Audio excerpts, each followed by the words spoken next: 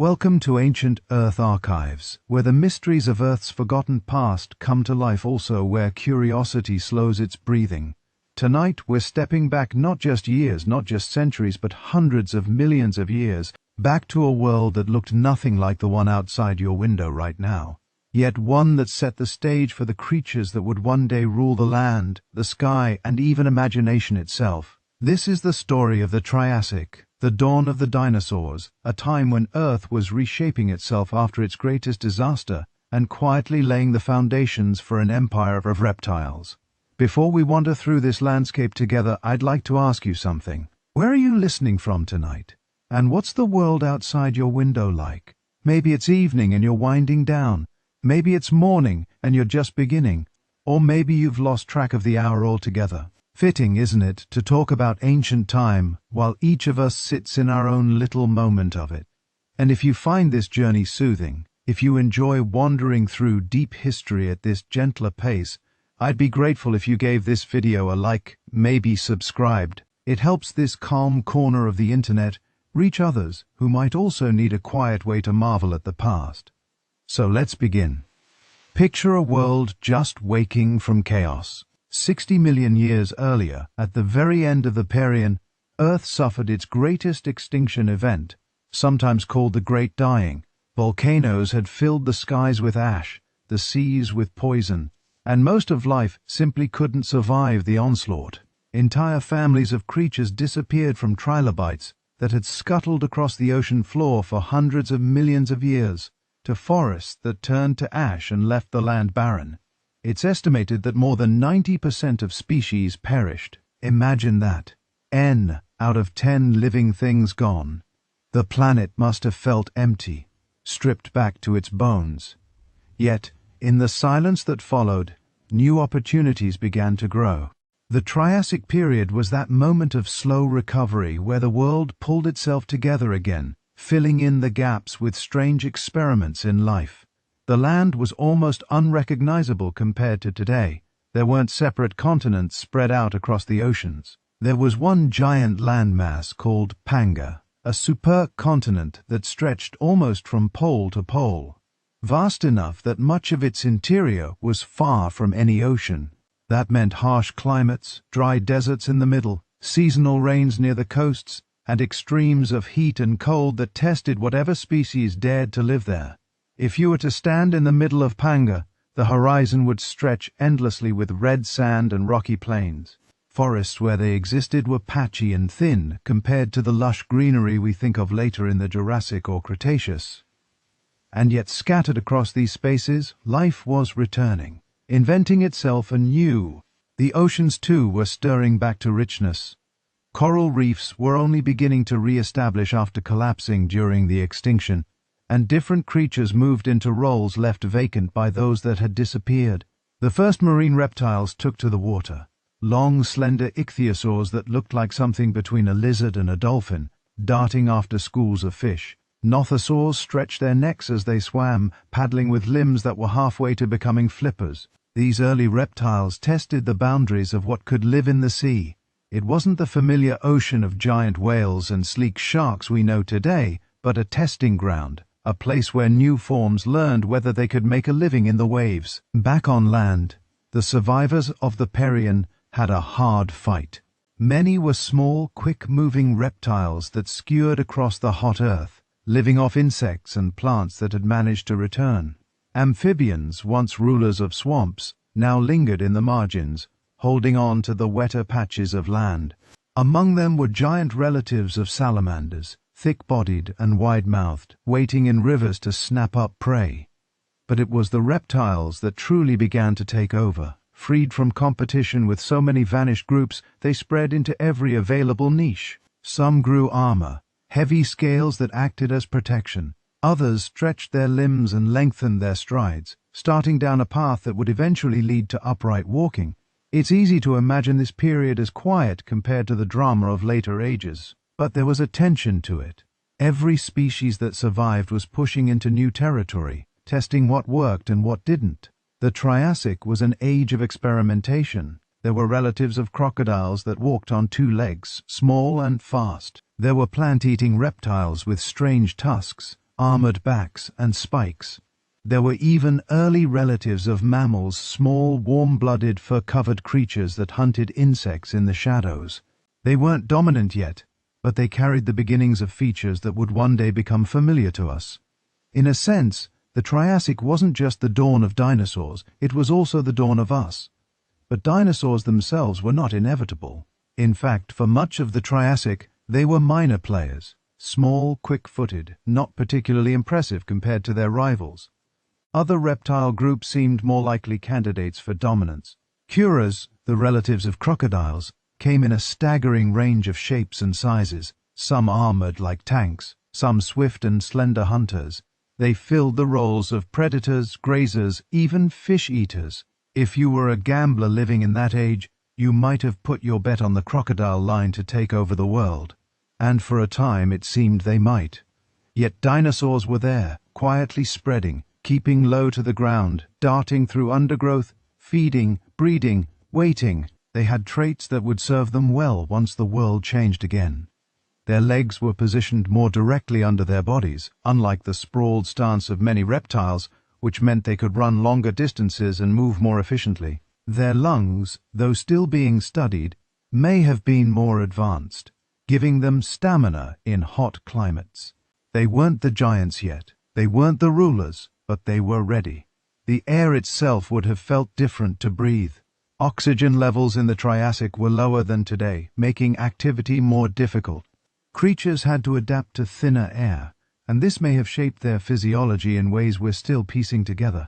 Plants, too, were adapting, with conifers spreading widely across the land, forming forests where insects buzzed, and early dinosaurs darted between shadows. Ferns and cycads covered the ground, and ginkgo-like trees rose above. It wasn't the greenery of flowers and grasses we know today. Those wouldn't appear until much later.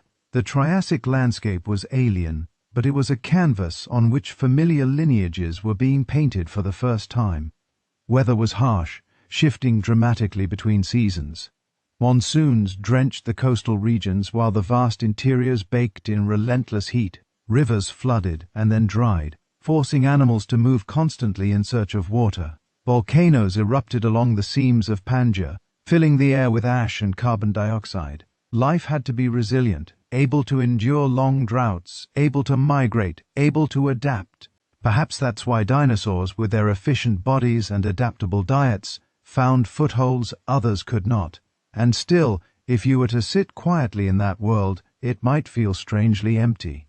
Few birds sang because true birds had not yet arrived. Few mammals skirred because they were only beginning to appear in small, timid forms. The forests were quieter, the skies emptier. But in that quiet, there was promise. There was potential energy gathering, waiting for the moment when the balance tipped. The Triassic stretched on for tens of millions of years, longer than the time that has passed since humans first stood upright. Whole lifetimes of creatures rose and fell in that span. Some thrived, then disappeared, leaving no descendants. Others lingered in obscurity, waiting for fortune to favor them. Among those were the first true dinosaurs whose names we know now from fossils. Small carnivores like a raptor, agile hunters with teeth built for slicing. Herrerasaurus, larger and more imposing, stalking through floodplains. Calyphysis, slender and numerous, running in packs. These early dinosaurs were not yet kings, but they were laying the groundwork. They carried the blueprints that would eventually produce giants like Brachiosaurus and predators like Tyrannosaurus. But in the Triassic, they were still just another experiment. Every step of recovery after the Permian extinction had been hard-won. Ecosystems were fragile, easily thrown into disarray. Entire groups would rise, dominate for a short time, and then vanish when conditions shifted. That fragility would come into play again near the end of the Triassic, when volcanic eruptions and climate shift struck once more. But before we reach that point, it's worth pausing to appreciate the world that existed in the middle of this long recovery, because this was the stage-setting act. This was where the players entered, found their places, and began the long performance that would unfold across the Mesozoic. And so as Earth shook off its greatest disaster and began again, the Triassic became a kind of second beginning. For the dinosaurs, it was the first steps toward dominance. For mammals, it was a tentative start in the shadows. For plants and insects, it was a reshaping of landscapes and skies. It was a world in flux, a world of new rules being written. And though it might have looked barren compared to later ages, it was alive with possibilities. When the curtain rose on the Triassic world, it did so against the backdrop of silence, the kind of silence that follows devastation, the kind that lingers after a storm tears down forests, or after a fire has swept through a landscape and left behind nothing but scorched earth.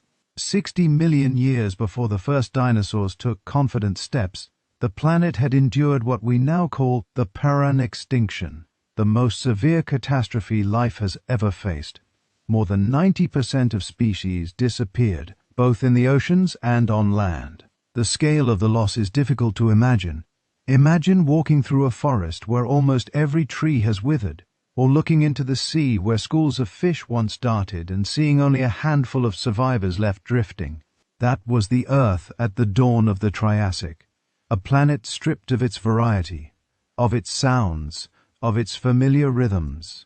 The cause of this destruction was not a single asteroid, not a sudden impact like the one that would end the dinosaurs later on, but something more drawn out, though no less deadly. It was fire and gas, heat and suffocation spreading from the heart of the Earth itself. Vast volcanic eruptions in what is now Siberia released staggering amounts of lava, ash and gases into the atmosphere.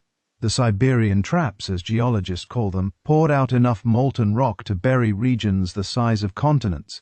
Alongside the heat came gases, carbon dioxide and methane that warmed the climate, poisoned the oceans, and robbed the atmosphere of its balance. As the seas absorbed these gases, they turned acidic, stripping shells from tiny plankton and collapsing food chains from the bottom up. Oceans warmed, oxygen disappeared from the water, and large zones became deadly to almost anything that entered them. On land, forests burned, rainfall patterns shifted, and deserts spread.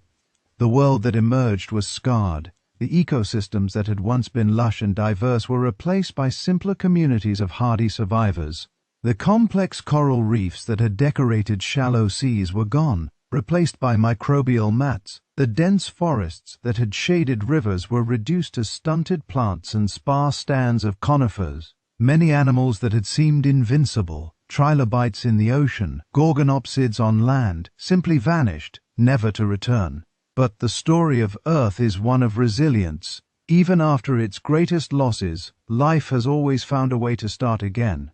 The Triassic was the long, uneven process of that recovery. Slowly, stubbornly, the planet began to refill itself. Where once the land was barren, new plants took root. Where seas had gone lifeless, new creatures found ways to adapt. The world was not the same, and it would never be the same again. But it was alive, and that was enough. On land, plants were among the first to reclaim territory. Conifers spread across dry landscapes, their needle-like leaves well suited for conserving water in the arid climates that dominated the interiors of Pangaea. Scards with their stout trunks and crowns of stiff leaves rose in clusters. Ginkgo-like trees put out fan-shaped leaves, odd but effective. Ferns, ever adaptable, carpeted the ground where moisture lingered. These plants were not as lush or as varied as what would come later, but they formed the backbone of ecosystems that could support animals again. Without plants, there could be no herbivores, and without herbivores, no carnivores. So the forests, thin as they were, mattered deeply. Insects followed. They are the great opportunists of Earth, and even after the great dying, they adapted. Beetles gnawed at wood, dragonflies darted over rivers, and primitive flies buzzed through the air. Their presence meant food for small reptiles and amphibians, and food meant stability for predators higher up the chain. Even in the bleakest stretches of time, insects stitched ecosystems back together. The oceans, too, slowly recovered. Though reefs had collapsed, other creatures stepped into the empty spaces. Mollusks diversified, with ammonites coiling their shells and drifting through waters that had once been silent. Fish began to rebound, testing niches left empty by the collapse of earlier groups. And then came the reptiles that found their way into the seas. Ichthyosaurs, with their long snouts and streamlined bodies, began as awkward swimmers, but soon grew into some of the most graceful predators the oceans had ever seen. Nothosaurs, with limbs half evolved into flippers, patrolled shallows, snapping up prey with sharp teeth. These marine reptiles were not survivors of the old world. They were pioneers of the new creatures whose ancestors had crawled from the land and found in the sea a place worth returning to. On land, animals faced harsher struggles. Amphibians, once rulers of swamps, clung to rivers and lakes, but could no longer dominate. Their moist skin and reliance on water left them vulnerable in the hot, dry climates of the Triassic interior. Some, like the giant Timnospondylus, managed to hold on lurking in rivers like oversized salamanders. But their age of supremacy was over. The reptiles, with their tougher skin and ability to thrive in dry environments, were better suited to the new conditions. And so, reptiles rose. Not just one kind of reptile, but many, spreading into forms that seemed experimental, as if life itself was trying out new ideas to see which might work. Some grew heavy armor, thick plates and spikes along their backs. Others grew tall with long limbs for running across open ground. Some stayed small and nimble, slipping into crevices to escape predators. The variety was astonishing, especially when you consider that only a short time earlier life had been reduced to its bare minimum. This explosion of forms was the rebound, the counterbalance to loss. It was the Earth saying, "Here are new shapes, new paths, new possibilities."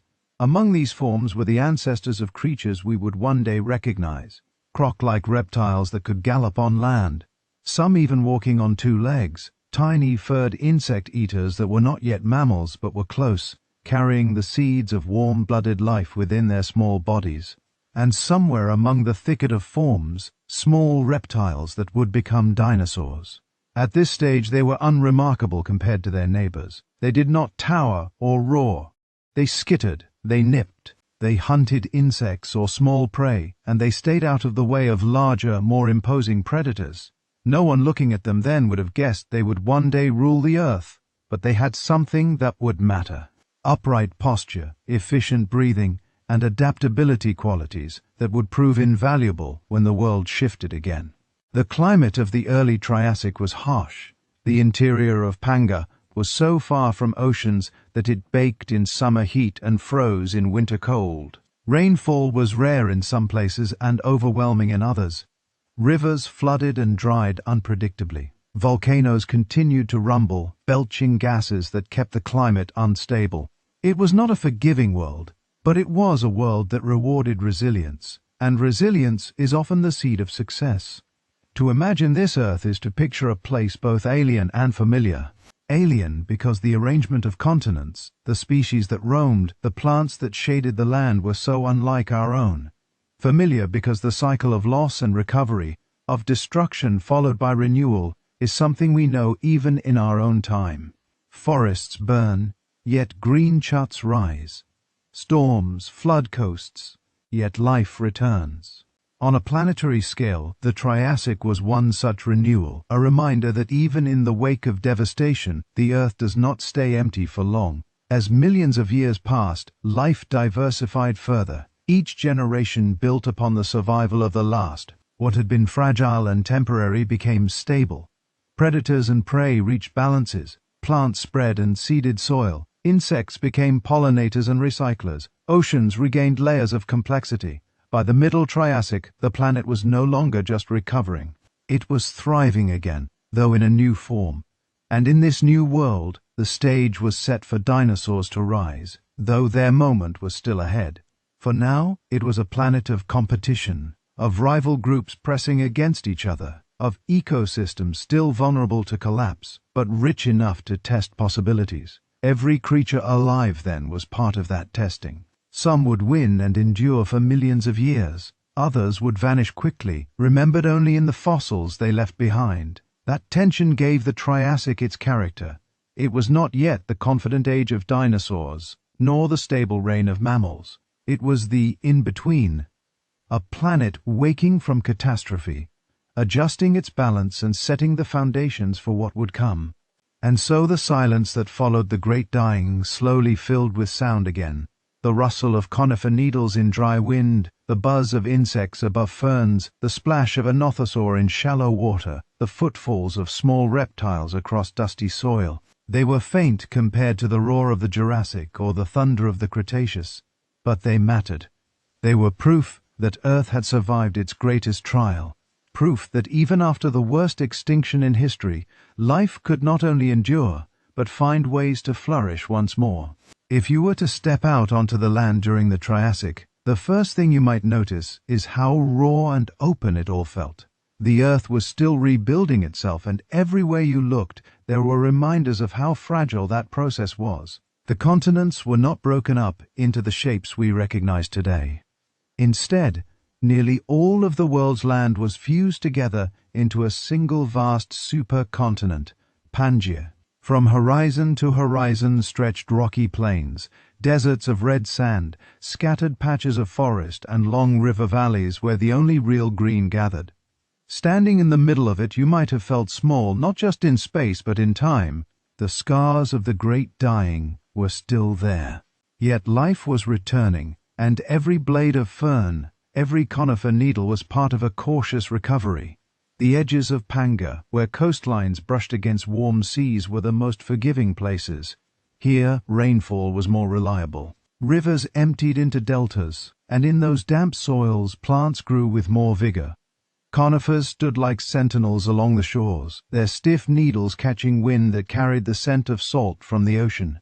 Ferns covered the ground in green mats. Cycads, with their thick trunks and crowns of fronds, grew in clusters. These coastal regions would have felt alive, buzzing with insects, chirping with early reptile calls, and rustling with the movement of amphibians and small reptiles through undergrowth. The air might have carried the sound of splashing as crocodile-like creatures slid into rivers to hunt, or as amphibians surfaced with heavy breaths. For any creature seeking stability, the coasts were the best place to live. Move inland, though, and the picture changed. The heart of Pangaea was so far from the sea that moisture rarely reached it. Rainfall came only in brief, violent bursts, leaving behind long stretches of drought. The land here was painted red by iron-rich sediments, deserts of sand and rock stretching endlessly. Heat shimmered on the horizon, and plants were sparse, scattered in pockets where a spring or seasonal river allowed them to take root. These were harsh places for animals. Waterholes became centers of conflict, drawing creatures together in uneasy truce until the resource dried up again. The soil cracked under the sun, and winds carried dust that scoured everything exposed. Yet even here, life held on. Hardy conifers stood twisted against the elements, and scrappy ferns grew in the shadow of rocks. Small reptiles darted quickly across open ground, their survival depending on speed and endurance. These contrasting environments, lush green shores and arid red deserts, define the Triassic world. They shape the lives of the creatures that inhabited them, forcing constant adaptation. A reptile born on the coast might live with relative abundance, feeding on insects, hiding among trees, finding water with ease, but venture far into the interior, and survival was an ordeal. Perhaps this tension between abundance and scarcity was part of what spurred evolution forward. In harsh environments, only the most resilient traits could succeed, and those traits would eventually define the creatures that came to dominate. The plants themselves were pioneers of this world. Conifers had a tremendous advantage in dry climates. Their needle-like leaves minimized water loss, and their seeds, protected within cones, could survive difficult conditions until rain returned. Cycads, though less efficient, developed thick trunks that stored nutrients and water, making them well suited for drought. Ginkgos, with their odd fan-shaped leaves, appeared as well, offering a glimpse of lineages that still exist today. Ferns, though delicate, had spores that could travel on the wind and colonize even the smallest patches of soil. Together these plants painted the land in shades of green, sparse though it was, and provided food for herbivores, testing their luck in a recovering ecosystem. Insects thrived in this patchwork landscape. Beetles chewed through decaying wood, recycling nutrients back into the soil. Dragonflies, some larger than the ones we know today, patrolled the skies above rivers, hunting smaller insects in mid-air. Primitive flies and early relatives of grasshoppers flitted among the ferns. Ants and bees had not yet evolved, but the insect world was already diverse enough to provide food for amphibians, reptiles, and early mammal relatives. The buzz of wings, the scrape of mandibles, the rustle of legs in dry grass. These were the sounds that stitched together the quiet landscapes of the Triassic. For the animals that lived in this world, adaptation was everything. Amphibians clung to the wetter regions where they could keep their skins moist and their eggs safe in water. Some of them grew to impressive sizes, lurking in rivers like modern crocodiles. But they were bound to water, and in the deserts they could not compete. Reptiles, on the other hand, spread everywhere. Their scaly skin protected them from drying out. Their eggs could survive without being laid directly in water, and their bodies could tolerate extremes of heat.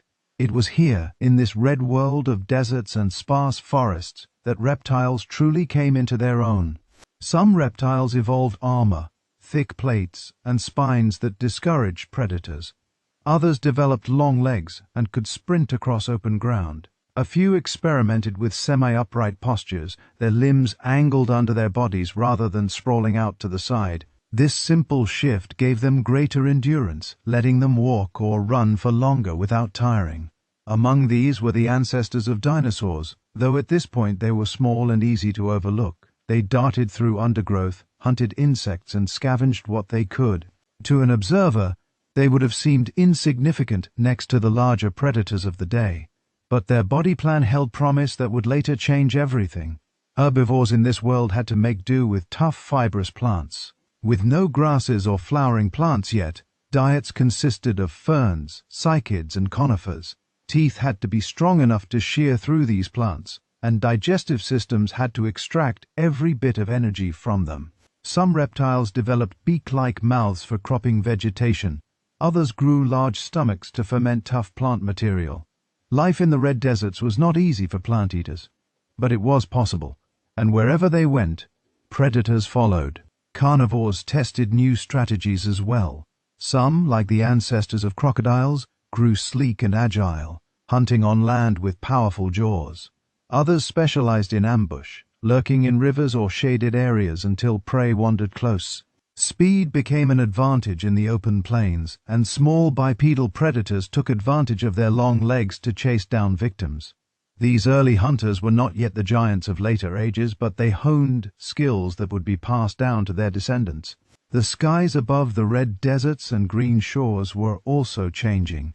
Flying reptiles, the pterosaurs, first appeared during the Triassic. At first they were small, with wingspans of only a meter or so, but their arrival added a new dimension to ecosystems.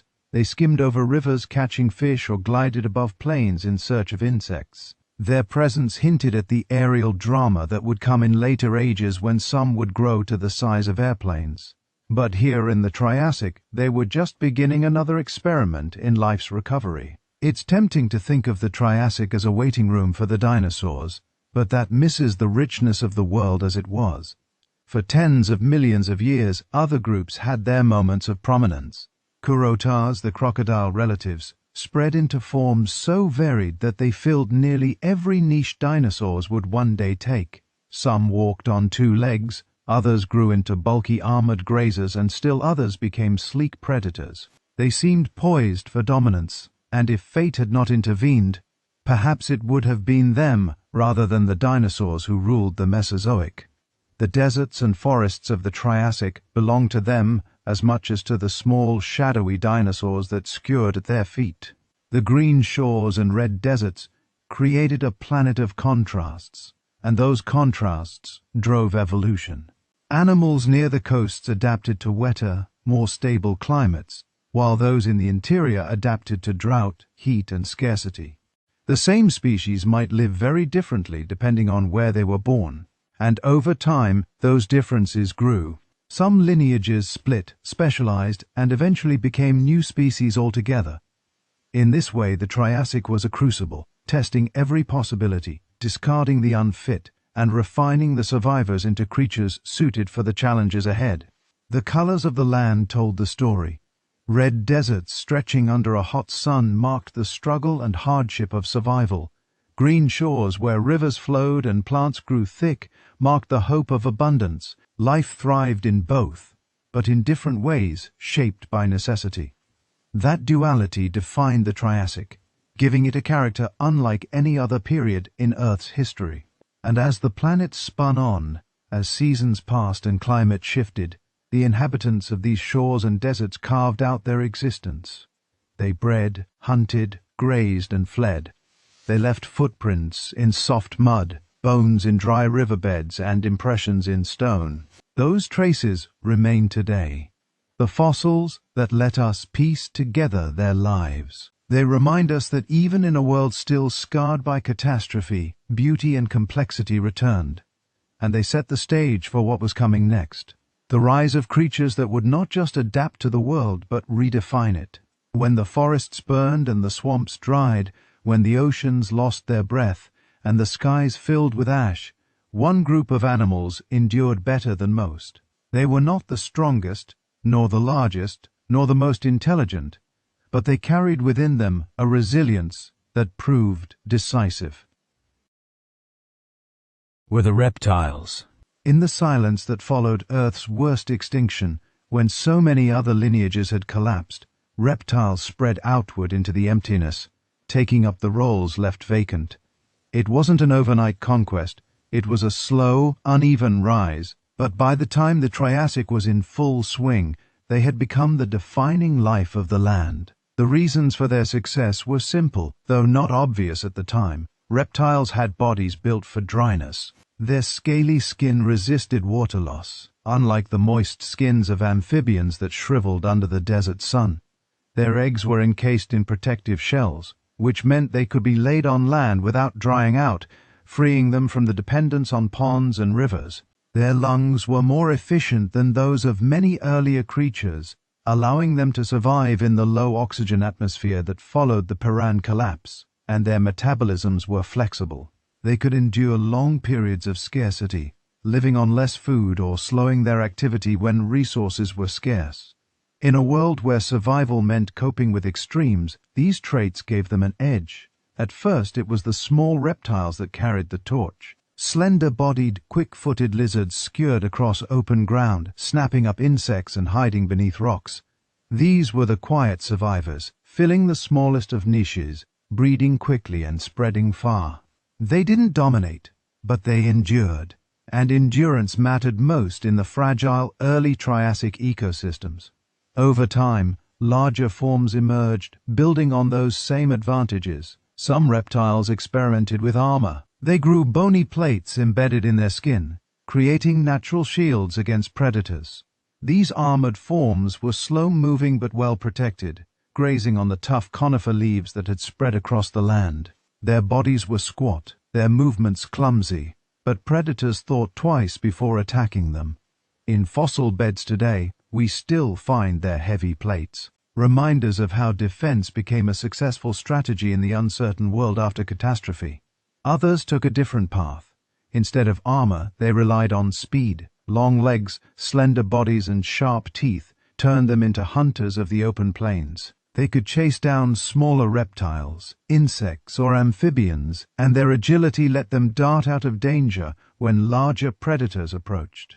Some of these early hunters stood partially upright, their legs not sprawled to the side like typical reptiles, but angled beneath them, allowing longer strides. This shift in posture was subtle, but it opened a new way of moving that would later be perfected by dinosaurs. In the rivers and lakes, reptilian life adapted as well. Some remained semi-aquatic with sprawling limbs that let them swim and crawl with equal ease. They hunted fish and amphibians, snapping with long jaws. Others ventured fully into the water, reshaping their limbs into flippers and streamlining their bodies for swimming. These were the ancestors of the great marine reptiles like the ichthyosaurs and plesiosaurs that would later dominate the seas. Their return to the water showed the versatility of reptilian design. From the hottest deserts to the deepest bays, they found ways to live. One of the most remarkable aspects of this rise was the sheer variety of forms. In the early Triassic, reptiles were not yet the standardized creatures we know today. They were experiments branching out in every direction. Some had tusks jutting from their mouths, others had crests on their heads, and still others grew bizarre body shapes that look almost imaginary when we reconstruct them. It was as if evolution had thrown open a workshop, filling it with prototypes. Most of those prototypes failed and left no descendants, but a few would prove durable enough to last for millions of years. The crocodile lineage was among the most successful of these experiments. In the Triassic, they weren't the lumbering water-bound predators we know today. They were diverse and dynamic. Some were slender and two-legged, sprinting hunters that resembled dinosaurs in posture. Others were armored tanks that browsed plants. Still others lurked in rivers as ambush predators. This variety showed how reptiles could split from a single lineage into multiple roles, competing with one another as much as with other groups. At the time, it was not obvious where the crocodile relatives or the small, unremarkable dinosaurs would become the dominant rulers of the next age. The competition was fierce and the outcome uncertain. Alongside them lived the early relatives of mammals, though these creatures were still small and overshadowed. They carried warm blood and fur, traits that would one day lead to success. But in the Triassic, they were minor players, hunting insects in the shadows and avoiding larger predators. Reptiles with their sheer variety and numbers overshadowed them easily. The rise of reptiles in this period wasn't just about dominance. It was about filling the silence left by extinction so thoroughly that few other groups had a chance to break through. The landscapes of the Triassic reflected this shift. In the red deserts of Pangaea, reptiles were often the only visible animals. Tracks pressed into mud that dried under the sun tell us of herds moving across plains, small carnivores trailing behind, and armored grazers trudging slowly in groups. Along the green shores, reptiles mingled with amphibians and insects, but their numbers and diversity made them the backbone of the ecosystem. When plants grew, reptiles grazed. When reptiles grazed, predators followed. Slowly, food chains rebuilt themselves with reptiles at every level. It's important to remember that this rise did not happen in isolation. The Earth itself was changing, and reptiles adapted to those changes. As volcanic eruptions belched gases into the air, climate shifted and some lineages died out while others adapted. Seasonal rains shaped migrations, forcing reptiles to travel in search of water and food. Predators honed their hunting skills against prey that became tougher or faster. Each adjustment by one group triggered adjustments by another. It was a dance of survival with reptiles leading the steps. Among the most promising of these early reptiles were those that began to walk fully upright. Instead of sprawling like lizards, they carried their bodies above the ground, their legs straightened beneath them.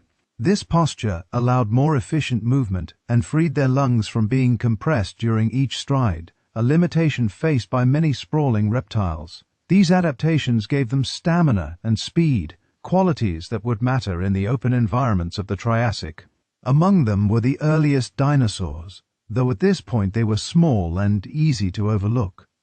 The silence that once hung over the world after the Great Dying had been replaced by the sounds of reptiles reclaiming it.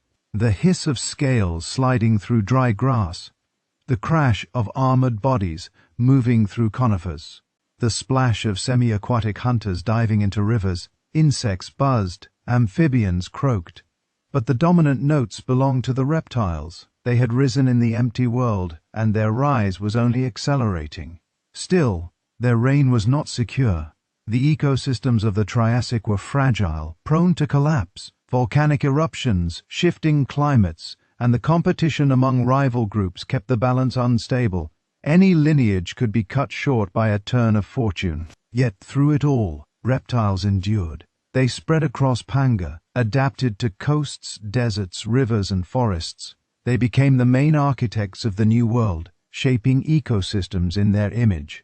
In this way, the Triassic became the age of reptiles long before it became the age of dinosaurs.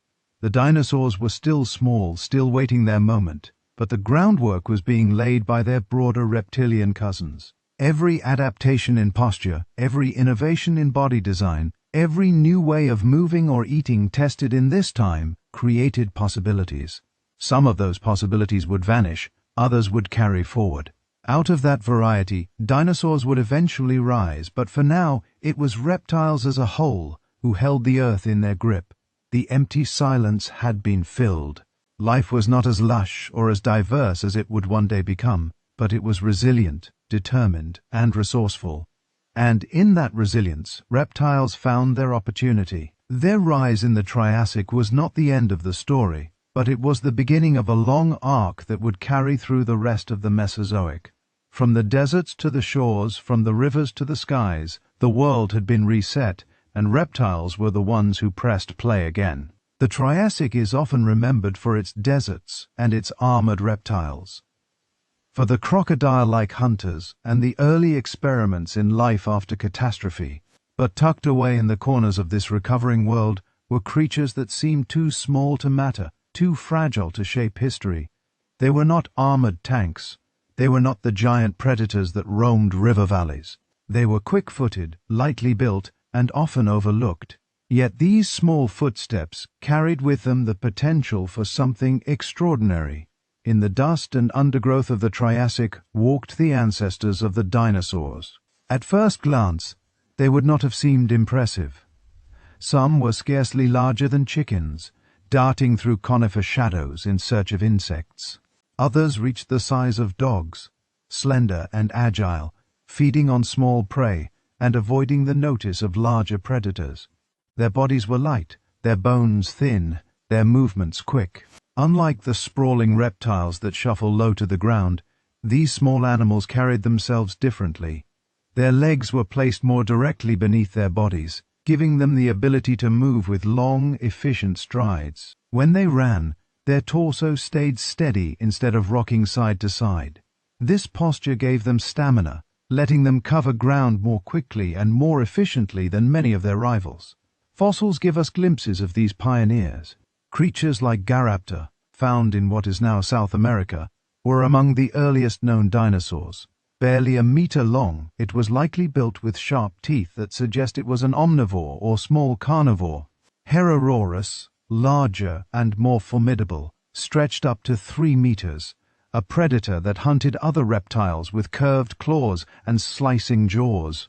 Chilophosis, known from vast bone beds, was slender and long-necked, running in groups and perhaps even coordinating their hunts. These early dinosaurs were not giants. They were not the thunderous figures that would later define the Mesozoic, but they were different, and those differences mattered. Their upright posture freed them from some of the limitations that plagued other reptiles. Many reptiles of the time still moved with a sprawling gait, their limbs extending outward and their bodies held close to the ground. Each stride compressed their lungs, limiting how far and how long they could run. Dinosaurs, by contrast, carried their legs directly under their bodies like pillars, and their breathing was less restricted. This small anatomical shift may have been one of the keys to their eventual success.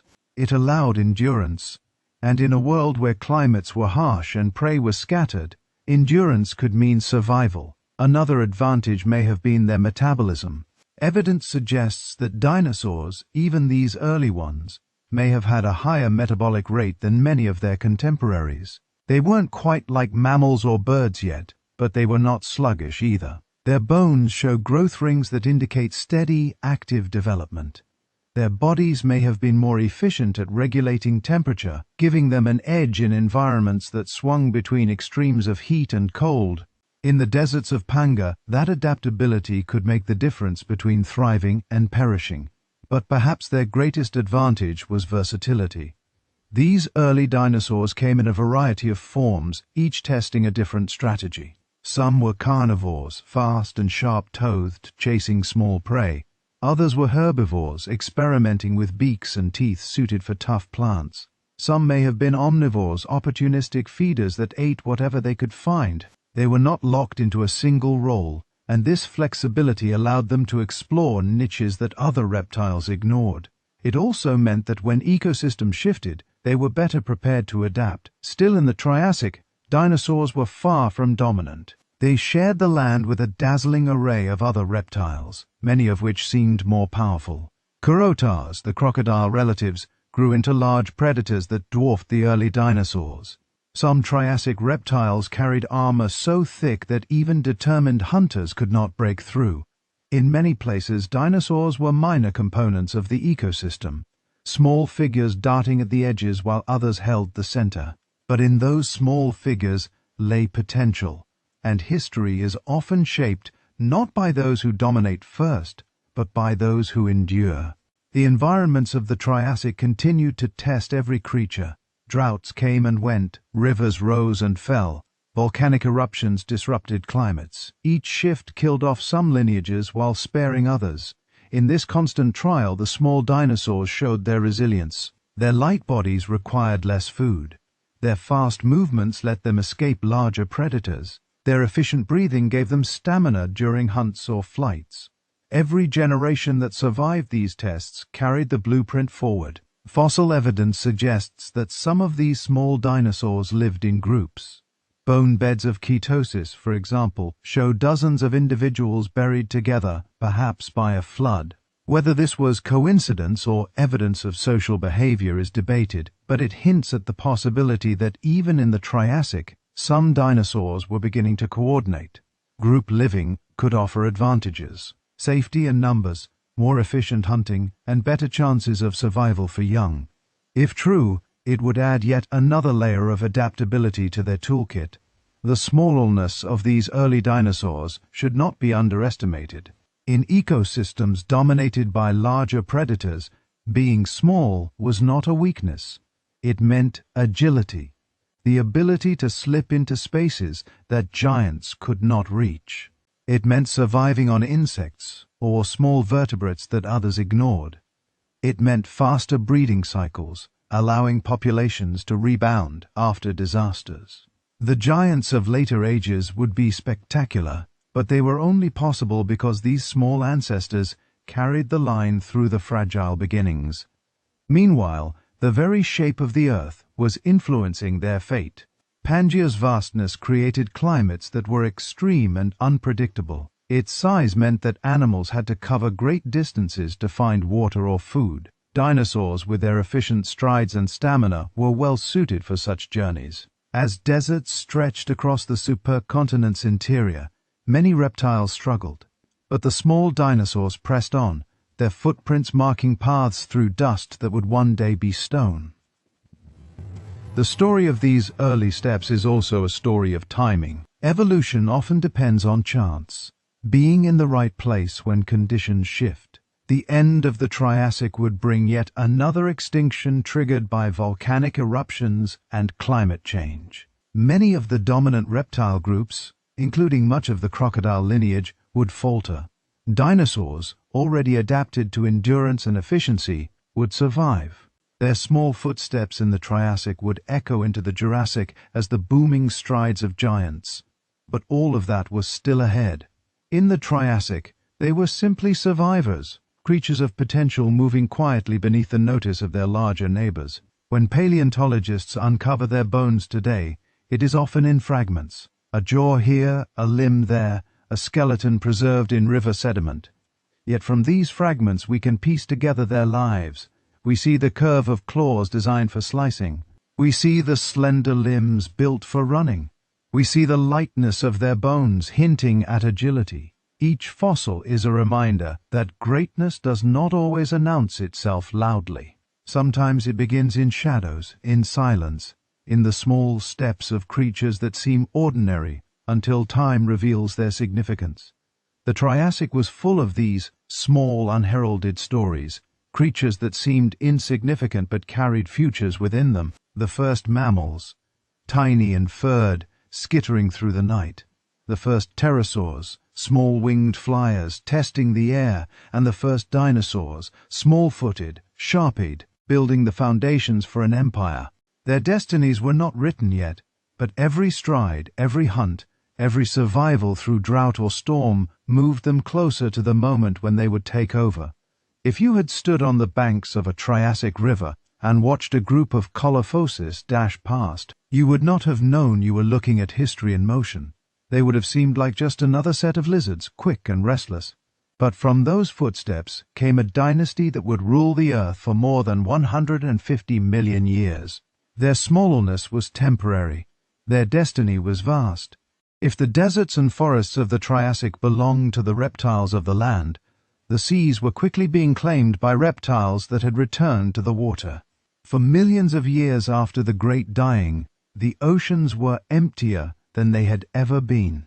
The Permian extinction had gutted marine ecosystems, wiping out trilobites that had survived for hundreds of millions of years, collapsing coral reefs and killing most of the fish and invertebrates that had formed the base of oceanic food chains. In those first fragile years of the Triassic, the seas were nearly silent, their surfaces broken only by the occasional survivor. But as time went on, the oceans began to refill, and when they did, it was not the same cast of characters that had ruled before. New predators entered the stage, and many of them carried scales, claws, and above all, teeth. The ichthyosaurs were among the earliest to appear. At first glance, their fossils looked like strange hybrids, something between a lizard and a dolphin. Their ancestors had lived on land, but had ventured back into the sea, and once they did, their bodies began to reshape. Limbs flattened into paddles, spines stiffened into rudders, tails bent into fins that pushed them forward. Over time they became sleek, fast swimmers, perfectly adapted to chasing prey through open waters. Their skulls grew long, filled with sharp teeth for grasping fish. Some species were small, no longer than a human, while others eventually reached lengths of 15 meters, rivaling modern whales. They were not born of the old Permian oceans. They were inventions of the new Triassic seas, and they wasted no time in becoming apex hunters. Sharing the waters were noasaurs, creatures with long necks, slender bodies, and limbs that seemed caught halfway between walking and swimming. They paddled through shallow seas and coastal lagoons, using their flexible necks to snap at fish. Unlike the ichthyosaurs, they were not fully committed to the water.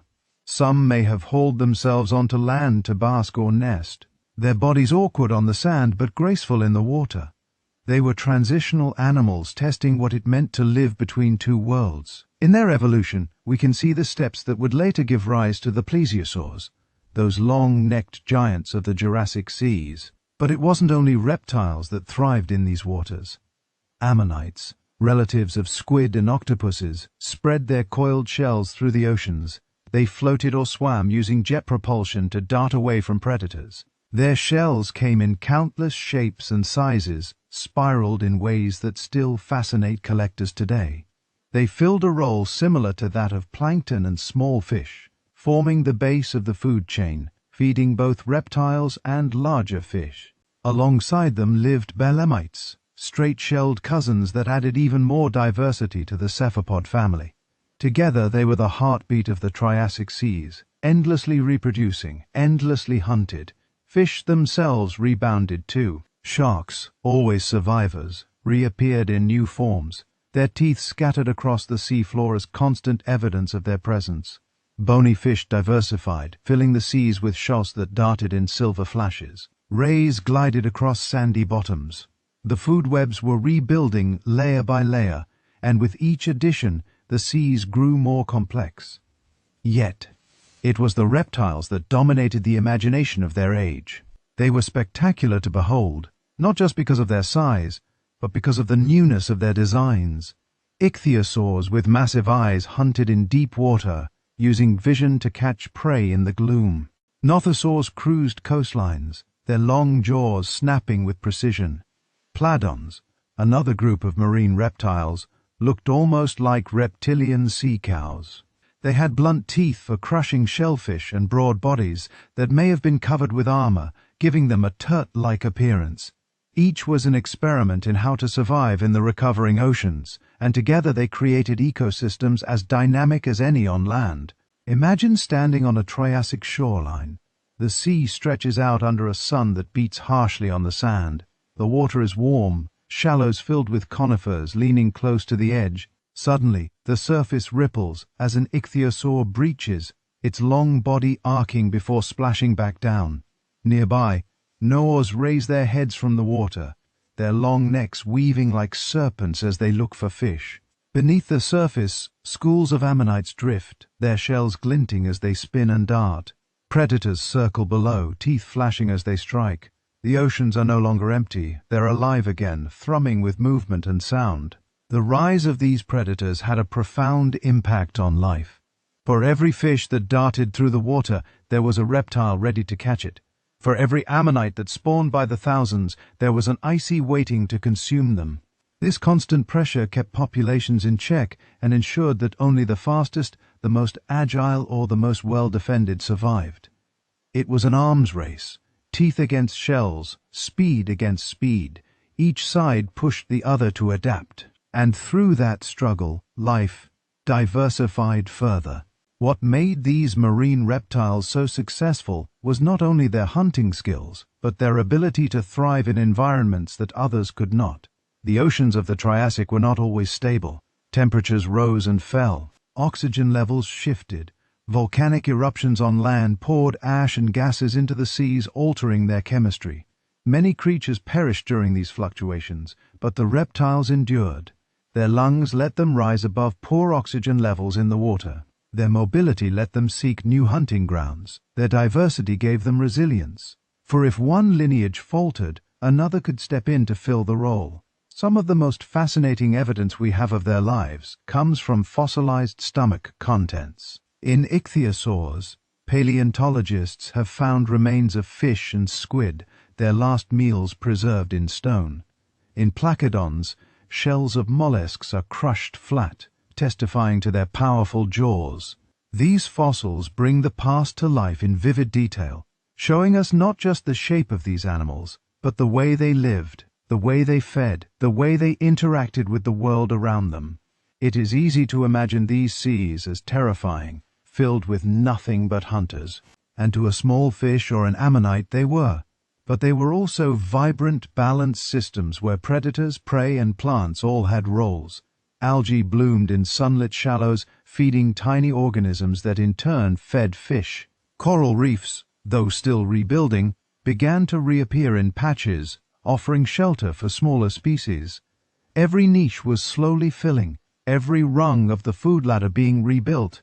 The oceans that teemed with teeth in the Triassic were not just a stage for spectacular reptiles. They were the laboratories of evolution, testing new designs and refining old ones. The ichthyosaurs, with their dolphin-like forms, showed how quickly life could adapt to a marine lifestyle. The nothosaurs and plecodons showed intermediate stages, bridging the gap between land and sea. The ammonites and fish demonstrated the resilience of simpler, prolific life forms. Together they created a world as dynamic beneath the waves as it was on the surface. When we look back today, we often focus on the dinosaurs, the giants that thundered across the land. But the seas of the Triassic deserve equal attention. They were places of innovation, of recovery, of drama. They were where some of the most extraordinary reptiles ever to live began their stories. And while many of these lineages would not survive into later ages, their presence defined the Triassic. The land may have been shaped by small footsteps destined for greatness, but the oceans were already roaring, already teeming with teeth. If the seas of the Triassic belonged to predators with long jaws and rows of teeth, the land offered a different kind of theater. Step into the forests of this age, and you'd find a world caught between barrenness and recovery. A patchwork of green stretching across the supercontinent of Pangaea. These forests weren't the lush rainforests or flowering meadows we think of today. No oaks, no maples, no grasses, no blossoms. The Triassic forests were alien to our eyes, built from plants that have either vanished or now survive only in scattered corners of the modern world. To walk among them would feel familiar in the way a forest always does, with shade and the rustle of leaves, but also unsettling in its strangeness. And in those groves lived both giants and survivors so small they might have gone unnoticed. yet together they form the backbone of entire ecosystems. Conifers dominated many landscapes. They were sturdy, water-efficient, and adaptable to the wide swings and climate that characterized the Triassic.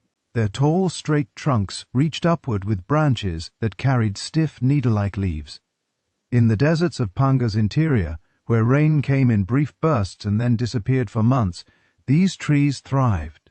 Cycads grew in clusters, their squat trunks topped with crowns of thick, leathery fronds. To modern eyes, they look a little like palm trees, but they are unrelated. Relics of an ancient design, ginkgos added their unique fan-shaped leaves to the mix, a lineage so enduring that they still survive today. Often planted in cities, little green echoes of this distant world. On the forest floor, ferns spreading carpets filling the spaces where sunlight filtered down. This was not a forest of flowers and grass, but of resilience and endurance. Without flowers, pollination depended on wind and insects that adapted to the available plants. Without grasses, the ground was covered by ferns and horsetails, tall reed-like plants that grew near water. The diversity was not as high as in later ages, but what was there was sturdy enough to support entire communities of animals. Among the trunks and fronds moved creatures of all shapes and sizes. Some of the most striking were the large herbivorous reptiles browsing on cycads and conifers. Plesiosaurus is a good example. It was one of the earliest large dinosaurs, reaching lengths of 9 meters. With a long neck and sturdy body, it fed on plants that smaller animals couldn't reach. It walked on 2 legs but may have dropped onto all 4s when feeding. Its presence must have been imposing in these forests, one of the first true giants of the dinosaur line. Yet, even Brachiosaurus was not the dominant herbivore everywhere. Other reptile groups like the etosaurs, armored plant eaters covered in bony plates, browsed low vegetation, their bodies heavy and well protected. Together they filled the role of grazers and browsers, keeping the forests alive with movement. For every giant that trampled through the undergrowth, there were dozens of smaller animals surviving in the shadows. Early mammal relatives, no larger than mice or rats, skewered through ferns. These tiny insect eaters lived in burrows, coming out at night to avoid predators. They carried with them traits that would one day define mammals: fur for warmth, teeth specialized for different foods, and the possibility of warm-blooded metabolism. In the Triassic, they were insignificant in size, but like the small dinosaurs, their destiny lay in the future. For now, they were survivors, holding on through stealth and adaptability. Insects thrived in these forests too. Beetles chewed through wood, dragonflies zipped above streams, and cockroaches scuttled through leaf litter. Without bees or butterflies, pollination relied on wind or simpler insect interactions. But the system worked. Spiders spun webs among cycads, catching unwary flyers. Millipedes crept through damp soil, recycling decaying plant matter. These small lives might not capture attention the way the giants did, but they were essential, maintaining the cycles of growth and decay that kept the forest functioning. Predators, of course, were never far away. Cheoposis, one of the earliest well-known dinosaurs, hunted in packs across floodplains and woodlands. Slender and fast, it grew up to 3 meters long but weighed a little. Built for speed rather than brute strength, its sharp teeth and claws made it a danger to small prey, and in groups it may have been able to bring down larger animals. Imagine the silence of a Triassic evening, broken by the rustle of a group of these hunters darting through the ferns, their long tails balancing their bodies as they closed in on their quarry. Other predators included crocodile relatives, some small and agile, others heavy and armored. Competition was fierce, and survival depended on both skill and luck. What made these forests remarkable was the mix of scales. You had giants like Brachiosaurus reaching up into the conifers, medium-sized armored reptiles browsing at waist height, small dinosaurs darting through the undergrowth, and tiny mammals and insects surviving at ground level. Every layer of the forest was occupied from the canopy down to the soil. Each size class supported the next, creating webs of interaction that stabilized the ecosystem. Remove one and the balance would falter, but together they created resilience. The climate shaped these forests as much as the plants and animals did. In coastal areas, rainfall allowed denser vegetation, giving rise to more complex food chains. In the interior, droughts meant forests were sparser and animals had to migrate to survive. Seasonal monsoons drenched some regions, turning dry valleys into temporary wetlands, which in turn supported explosions of life before drying again. These fluctuations kept every species on edge, rewarding those who could adapt quickly. Giants like Brachiosaurus may have traveled long distances to follow the growth of vegetation, while small mammals retreated into burrows during harsh seasons. The forests were never static. They pulsed with the rhythms of climate and survival. Evidence of these interactions comes to us through fossils. Trackways preserved in ancient mud show herds of herbivores moving together, their prints overlapping in the soft ground. Nearby, the smaller prints of predentors sometimes follow, hinting at hunts. Fossilized burrows tell us of tiny creatures digging into safety. Coprolites, fossilized droppings reveal diets filled with plant fragments or bone shards. These details bring the forests of the Triassic to life, reminding us that they were not just collections of strange plants and animals, but living systems buzzing with activity. Among the strangest giants of these forests were not even dinosaurs, but relatives of crocodiles. Some of these creatures grew massive, with heads shaped for crushing or slicing, and bodies covered in armor. They looked formidable, and for much of the Triassic, they were competitors to dinosaurs for dominance. But while they thrived for a time, their lineages would falter at the end of the period, leaving the stage open for dinosaurs to expand. The forests of the Triassic were places of transition. They were not as lush as later Jurassic jungles, nor as empty as the early post-extinction landscapes. They were somewhere in between, testing new balances, building complexity layer by layer. Strange giants and tiny survivors lived side by side, each dependent on the other in ways they could never have known. Without the giants, the plants might have grown unchecked. Without the tiny creatures recycling nutrients, the soil would have become barren. Every scale mattered. Walking through one of these forests, you might feel both awe and unease.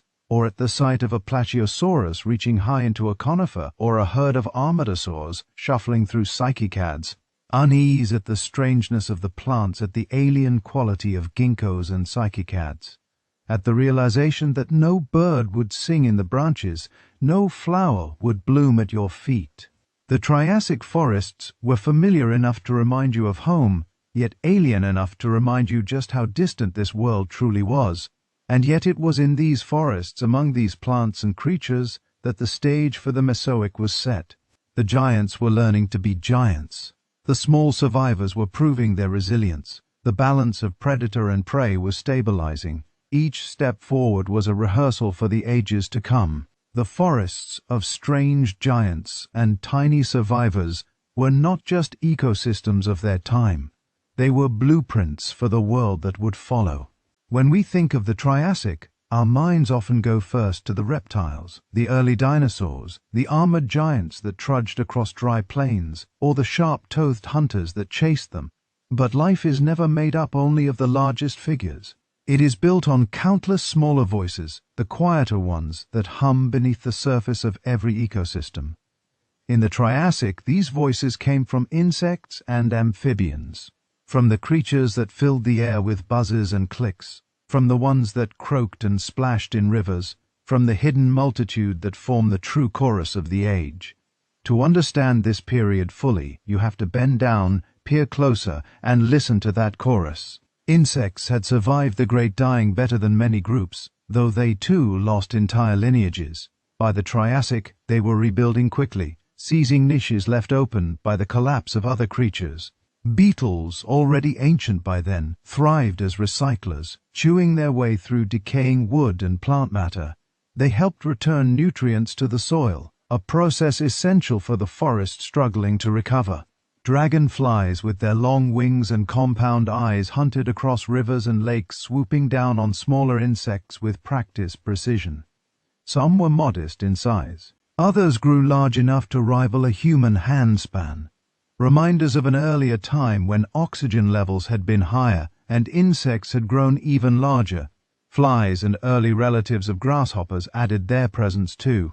They filled the skies with movement, their buzzing a constant background sound to the forests and plains. Though bees and butterflies had not yet evolved, pollination still happened through wind, through primitive insect interactions, and through sheer abundance. Ants, termites, and many other insect families we know today had not yet appeared, but the groundwork for their future roles was being laid. Insects in the Triassic were explorers of opportunity, finding food wherever it existed and reproducing in numbers large enough to ensure survival through even the harshest seasons. Spiders, scorpions, and their kin also flourished. Spiders spun webs among cycads and ferns, catching careless flyers. Scorpions stalked the forest floor, their pincers clacking as they sought prey.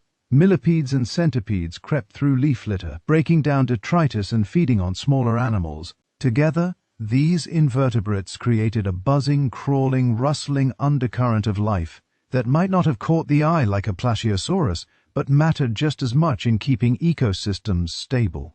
If insects carried the pulse of the Triassic air, amphibians carried the voice of its waters. Amphibians had been dominant in earlier ages when swamps stretched across continents and rivers teemed with life. The great dying had struck them hard, but enough survived to linger into the Triassic. In many places they remained impressive. Giant tenospondals, relatives of salamanders and frogs, reached lengths of 5 meters or more. They lurked in rivers and lakes, their wide jaws snapping shut on fish or unwary reptiles.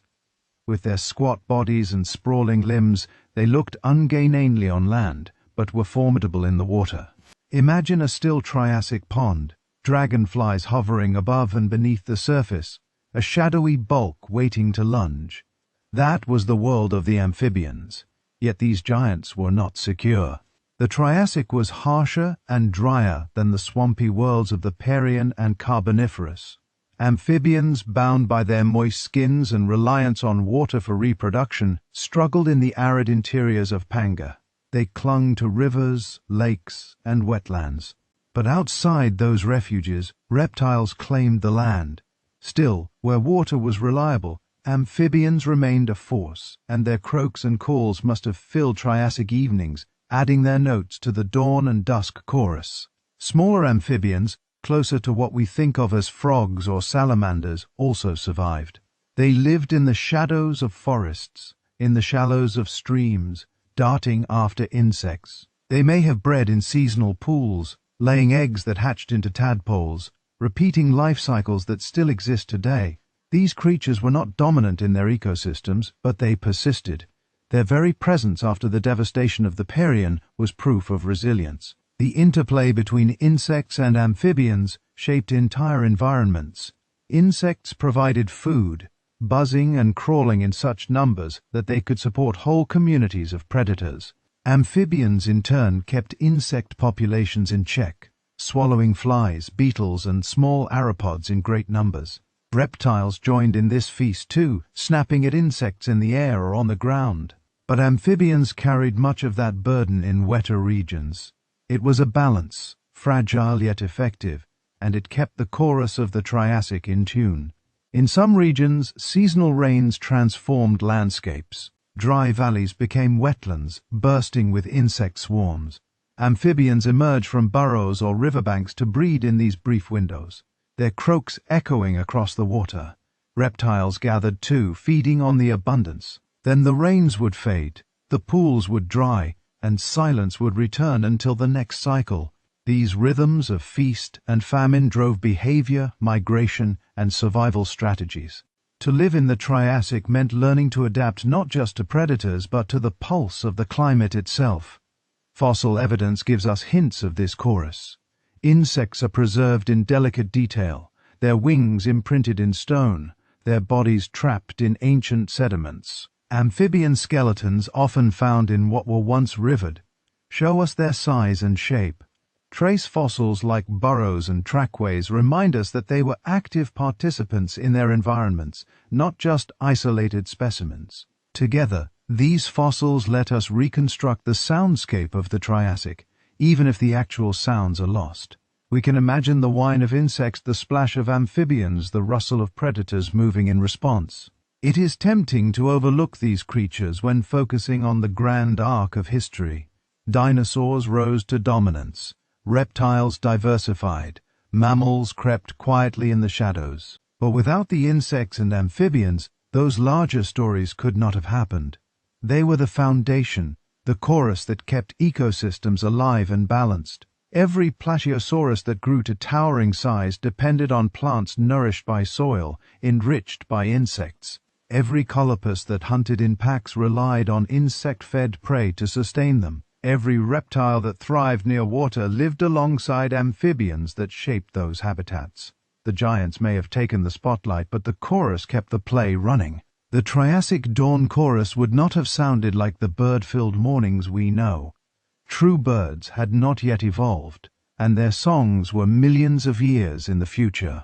Instead, mornings in the Triassic forests began with the buzz of insects warming in the sun, the croaks of amphibians hidden in ponds, and the scuttling of countless small creatures starting their day. Evenings ended with the same as insects swarmed in the fading light and amphibians called across rivers. It was quieter, more primitive perhaps, but it was life's way of announcing its persistence, and in that persistence lay the promise of what was to come. The insects of the Triassic would give rise to the bees, ants, and butterflies of later ages, reshaping pollination and ecosystems. The amphibians that survived would eventually shrink in scale, no longer giants but smaller forms that still thrive today. Their calls still echo in our own time, faint reminders of a world long gone. The dawn chorus of the Triassic may have sounded alien, but it is not entirely lost. We still hear fragments of it on summer nights and quiet mornings when insects hum and frogs croak, carrying threads of continuity across hundreds of millions of years. One of the most fascinating questions about the Triassic is not only who lived there, but how they lived. In a world of deserts and droughts, of extremes of heat and cold, of unstable climates still reeling from past catastrophe, survival meant more than teeth and armor. It meant physiology, how animals generated and controlled their energy, how they breathed, how they stayed warm or cool, how they kept moving when resources ran thin. And in the Triassic, something remarkable seems to have been happening. Among the countless reptiles, amphibians, insects, and early mammals, the first signs of warm-blooded life were beginning to show. Most reptiles are ectothermic, which means they rely on their environment for heat. They bask in the sun to warm up. They slow down in the cold, and their activity levels depend heavily on the temperature around them. This worked well for millions of years, and it still works today for lizards, snakes, and crocodiles. But in the harsh climates of the Triassic, with baking deserts by day and cold nights in the interior of Pangaea, being tied to the sun was not always ideal.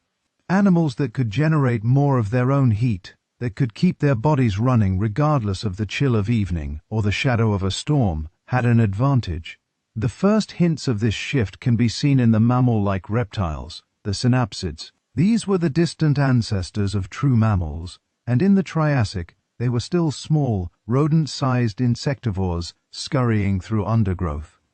Their bones tell us intriguing things. Many had differentiated teeth, incisors, canines, and murs, suggesting varied diets and active lifestyles. Some had whisker-like structures hinted at in fossil impressions, which in turn suggest the presence of fur. Fur, after all, doesn't make much sense unless an animal is already warm-blooded or close to it, since its purpose is to retain internally generated heat. These small creatures may not have been fully endothermic yet, but they were leaning toward it, experimenting with a new way of living. Among dinosaurs, the picture is less certain, but no less compelling. Evidence suggests that even the earliest dinosaurs may have had more efficient respiratory systems than their reptilian rivals. Their bones, hollow in places, hint at air sacs similar to those in modern birds, which allow for a continuous flow of oxygen through the lungs. Such a system is far more efficient than the tidal breathing of most reptiles, and it supports high activity levels. Combine that with upright posture and the ability to run long distances, and you begin to see a physiology more like a warm-blooded creature than a cold-blooded one. This possibility changes how we imagine them. Instead of sluggish lizards baking in the sun, these small early dinosaurs might have been active at dawn, at dusk, even at night. They could chase prey in cooler hours, escape predators under starlight, and keep moving long after other reptiles slowed. Their small bodies, constantly burning energy, would have required frequent feeding, but that too fits with the evidence. Omnivores like a raptor could nibble plants and chase insects, filling their energy needs from multiple sources. Carnivores like Dilophosaurus may have hunted in packs, sharing the labor of catching prey. Being warm-blooded is expensive in terms of food, but it pays off in freedom. The climate of the Triassic made this freedom invaluable. Pangaea's size meant that much of its interior was dry and extreme. Days could be blistering, nights freezing. Rain came in unpredictable bursts. In such conditions, cold-blooded animals faced limits. They basked when the sun rose, but when the night chilled the air, their bodies slowed. For them, activity was tied to cycles beyond their control, but a warm-blooded creature could keep going, foraging at night, migrating across long distances, enduring temperature swings. It could push into niches that others could not. This shift did not mean that cold-blooded reptiles were doomed. Crocodile relatives thrived throughout the Triassic, many as agile predators. Turtles and lizards continued their success. But it opened doors for new kinds of life. Small mammal-like creatures survived where larger reptiles might have starved. Dinosaurs with efficient lungs and possible elevated metabolism spread steadily. It was not a sudden revolution, but a gradual shift tested in countless forms. Fossils provide tantalizing clues. Bone histologology, the microscopic structure of bones, shows growth patterns that can hint at metabolism. In many Triassic dinosaurs and synapsids, these bones suggest fast, continuous growth. Unlike the slower seasonal growth of most reptiles, this pattern matches what we see in warm-blooded animals today. Isotopic analysis of fossilized remains has also been used to suggest stable internal temperatures in some species. These lines of evidence are debated, but together they paint a picture of experimentation of physiology and transition. Warm-bloodedness also had implications for behavior. Active metabolisms require care for offspring, since young cannot survive long without energy input. Some Triassic synapsids may have nursed their young with milk-like secretions, a behavior that would later define mammals. Dinosaurs may have guarded nests as their later relatives certainly did. Social behaviors, group hunting, parental care, all of these may have roots in the physiological demands of warm-blooded life. If you burn energy constantly, you cannot afford to lose young carelessly. You must protect them, invest in them, ensure their survival. The presence of fur or feathers or feather-like structures also becomes more likely in this context. Fur in synapsids retained heat. Feathers in early dinosaurs may have done the same long before they were used for flight. Fossil impressions from slightly later periods show that small dinosaurs carried simple feather-like filaments, insulating their bodies.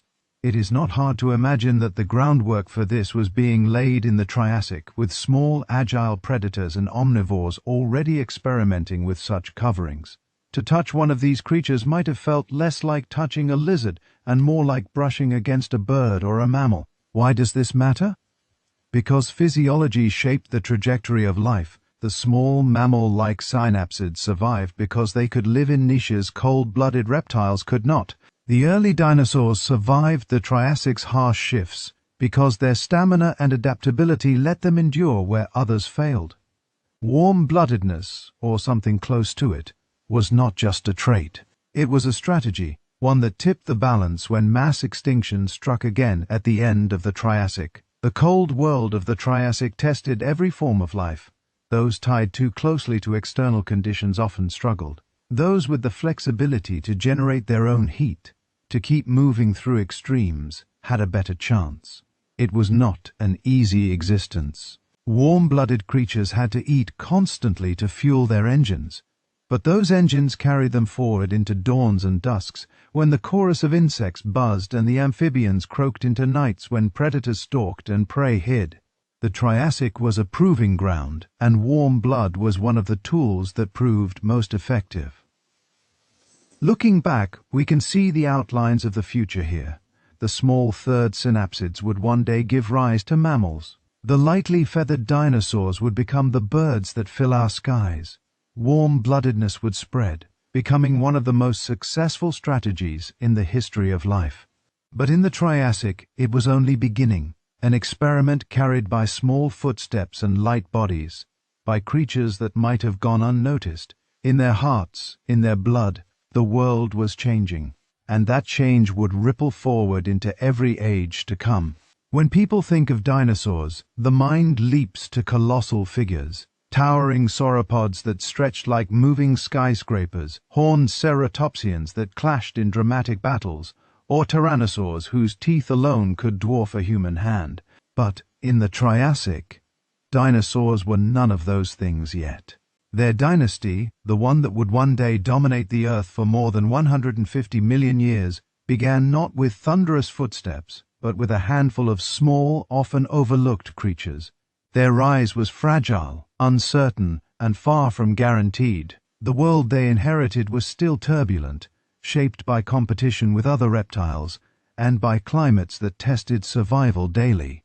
To see dinosaurs at this stage is to witness a dynasty in its infancy, teetering on the edge between obscurity and eventual greatness. The earliest dinosaurs appeared around 230 million years ago in the middle of the Triassic.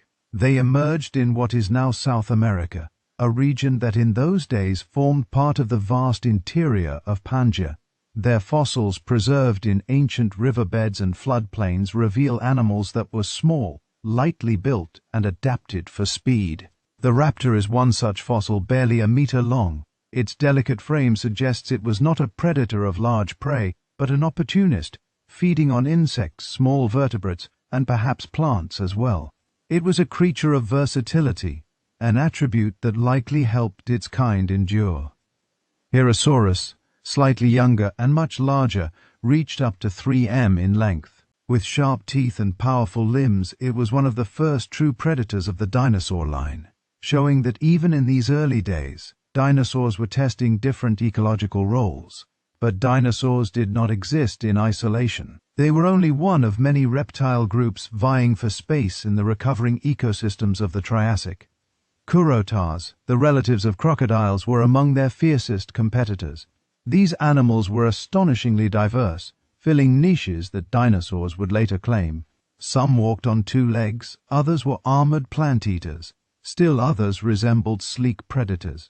In many ways it seemed as though the Kurotars were destined to dominate. They were abundant, they were adaptable, and for much of the Triassic they overshadowed the dinosaurs entirely. This is what makes the beginnings of the dinosaur dynasty so precarious. In the Triassic, they were minor players, often confined to the margins of ecosystems. Their small size made them fast, but also vulnerable. Larger predators could easily overpower them, and herbivorous reptiles with armor and bulk were often safer choices for surviving droughts and predators alike. If history had taken only a slightly different turn, dinosaurs might have remained footnotes, never rising beyond these modest forms. What set them apart, however, were a few key innovations. Their upright posture with legs placed directly beneath the body allowed them to move more efficiently than sprawling reptiles. This gave them stamina, the ability to chase prey or migrate long distances in ways that other reptiles could not match. Their skeletal structures, lightweight yet strong, let them run quickly and change direction with agility. Their lungs, possibly supported by early air sacs, provided a steady flow of oxygen. These traits, individually small, combined into an edge that made them resilient when ecosystems shifted. Fossil trackways offer glimpses of these beginnings. In Argentina's Ishiwasto Formation, the preserved footprints of early dinosaurs reveal how they walked and ran, their strides narrow and efficient compared to their competitors. These prints are delicate compared to the heavier tracks of armored reptiles, but they tell the story of movement, of light bodies pressing into soft mud, of survival through speed. Each print is a marker of potential, the kind of evidence that shows us how something so fragile could become enduring. Still, for millions of years, the dinosaur lineage remained in the shadows. The Triassic world was dominated by other reptiles, and dinosaurs had to find ways to exist alongside them without being overwhelmed. Some took to hunting small prey, staying out of the way of larger predators. Others focused on plants, nibbling low vegetation, while armored herbivores handled tougher, higher-growing material. They were opportunists, carving out niches wherever they could, never quite dominating, but never disappearing either. It was this persistence that allowed them to endure. The fragility of their beginnings is also clear in the fossil record's gaps. For every early dinosaur we have discovered, there are likely dozens of species lost to time. Animals that lived and died without leaving behind remains we can find. Many of these lineages may have vanished without descendants, experiments that failed. The ones we know, Euraptor, Herororus, Chiropus, are only the survivors that happen to leave evidence. Their rarity in the fossil record mirrors their rarity in the ecosystems of their time. They were not yet the rulers of Earth. They were small voices in a crowded chorus. The climate of the Triassic added to the uncertainty. Long droughts tested herbivores, forcing migrations and die-offs. Sudden floods buried entire communities. Volcanic eruptions reshaped landscapes and filled skies with ash. For small dinosaurs, survival meant flexibility. They could move when conditions worsened, feed on a wider variety of food than some specialists, and reproduce quickly enough to rebound after population crashes. Their fragility was also their strength. Being small made them vulnerable, but it also made them adaptable, and adaptability is often the seed of success. By the late Triassic, these fragile beginnings were poised on the edge of transformation. The ecosystems of Pangaea were increasingly complex, with predators, herbivores, and omnivores testing every niche. The competition between dinosaurs and crocodile relatives remained fierce. But then came another crisis, the Triassic extinction, triggered by massive volcanic eruptions associated with the breakup of Pangaea. This extinction reshaped the world yet again. Many of the dominant reptile groups, including much of the Curiatacean diversity, were wiped out. Dinosaurs, with their resilience and adaptability, survived. In the aftermath, the balance shifted. The dynasty that had begun so humbly, so uncertainly, suddenly found itself with room to expand. This is the great irony of the Triassic. For tens of millions of years, dinosaurs were fragile peripheral creatures, overshadowed by stronger, larger, more dominant rivals. Their survival seemed precarious, their future limited. Yet, when catastrophe struck again, it was precisely their smallness, their flexibility, their efficiency that allowed them to endure. They inherited the Earth not because they were destined to, but because they had the right traits at the right time. From those fragile beginnings, an empire arose. It's worth remembering this when looking back. The thunderous dinosaurs of the Jurassic and Cretaceous, the giants that defined entire ecosystems, were built on a foundation of small, almost forgettable creatures. Their dynasty began in fragility, in obscurity, in the quiet persistence of animals that refused to vanish. Every colossal sauropod, every armored stegosaur, every fearsome tyrannosaur carried within it the legacy of those first tentative steps in the Triassic. Without them, the Mesozoic would have been a different story. So when we imagine the Triassic, we should not only picture deserts of red sand and forests of conifers, not only ichthyosaurs cutting through the seas or crocodile kin patrolling floodplains. We should also picture the small dinosaurs darting through shadows, their footsteps light, their presence easy to overlook. Those fragile beginnings scattered across South America and beyond were the first sparks of a dynasty that would burn for millions upon millions of years. When you peel back the layers of the Triassic and look closely at the very first dinosaurs, you don't find monsters or giants. You don't find titans that ruled the earth or creatures that left whole continents trembling under their footsteps. What you find are pioneers, small and often vulnerable, testing the possibilities of a new body plan. Their names, Herapter, Herrerasaurus, and others like them, have become familiar to paleontologists. But in their own time, they were just part of the background, one more set of reptiles in a crowded world.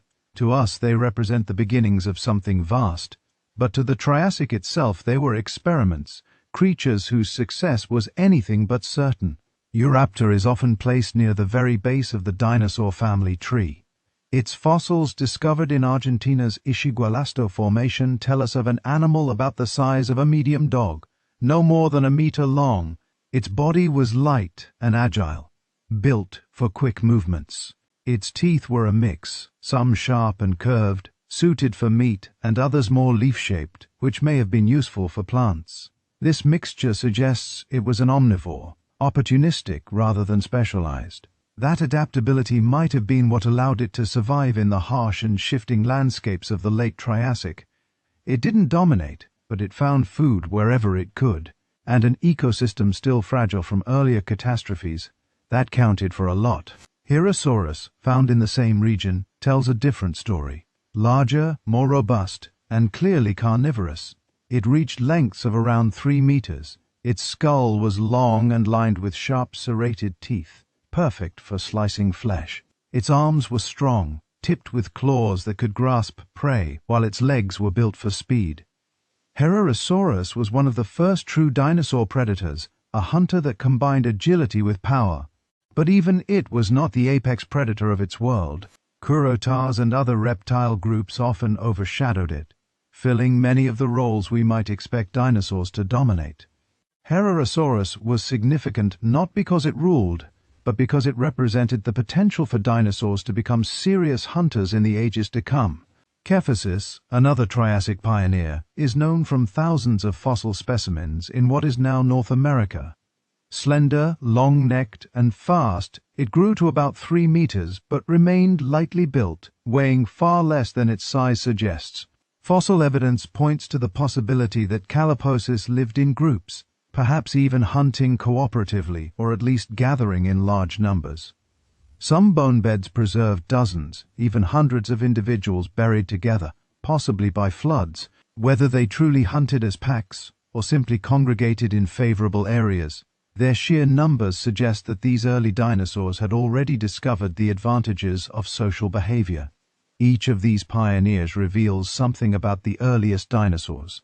They were not rulers yet. They were small, light, and often on the margins of their ecosystems.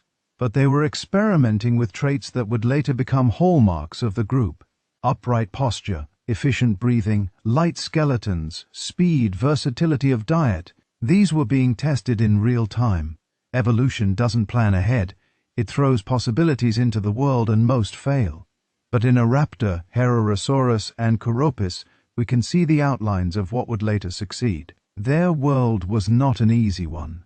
The Ischigualasto Formation where Euraptor and Herrerasaurus lived was a floodplain subject to seasonal shifts. Torrential rains turned dry valleys into rivers, drowning animals in sudden floods. Droughts baked the land in between, testing every creature's resilience. Predators prowled from larger crocodile relatives to other reptilian hunters. Herbivores like the armadillosaurs and early sauropodomorphs fed on conifers and cycads, competing with smaller plant-eating dinosaurs. For a creature like Euraptor, survival meant avoiding predators, eating whatever was available, and reproducing before disaster struck.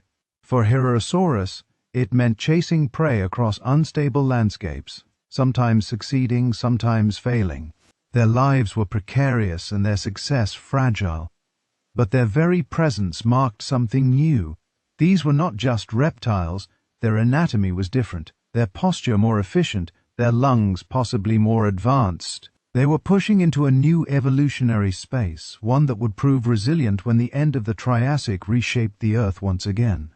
At the time, their significance was invisible. They were just small hunters and foragers among many. Only in hindsight can we see that their bodies carried the blueprint for a dynasty. The diversity of these early dinosaurs also reminds us that the line between success and failure was thin.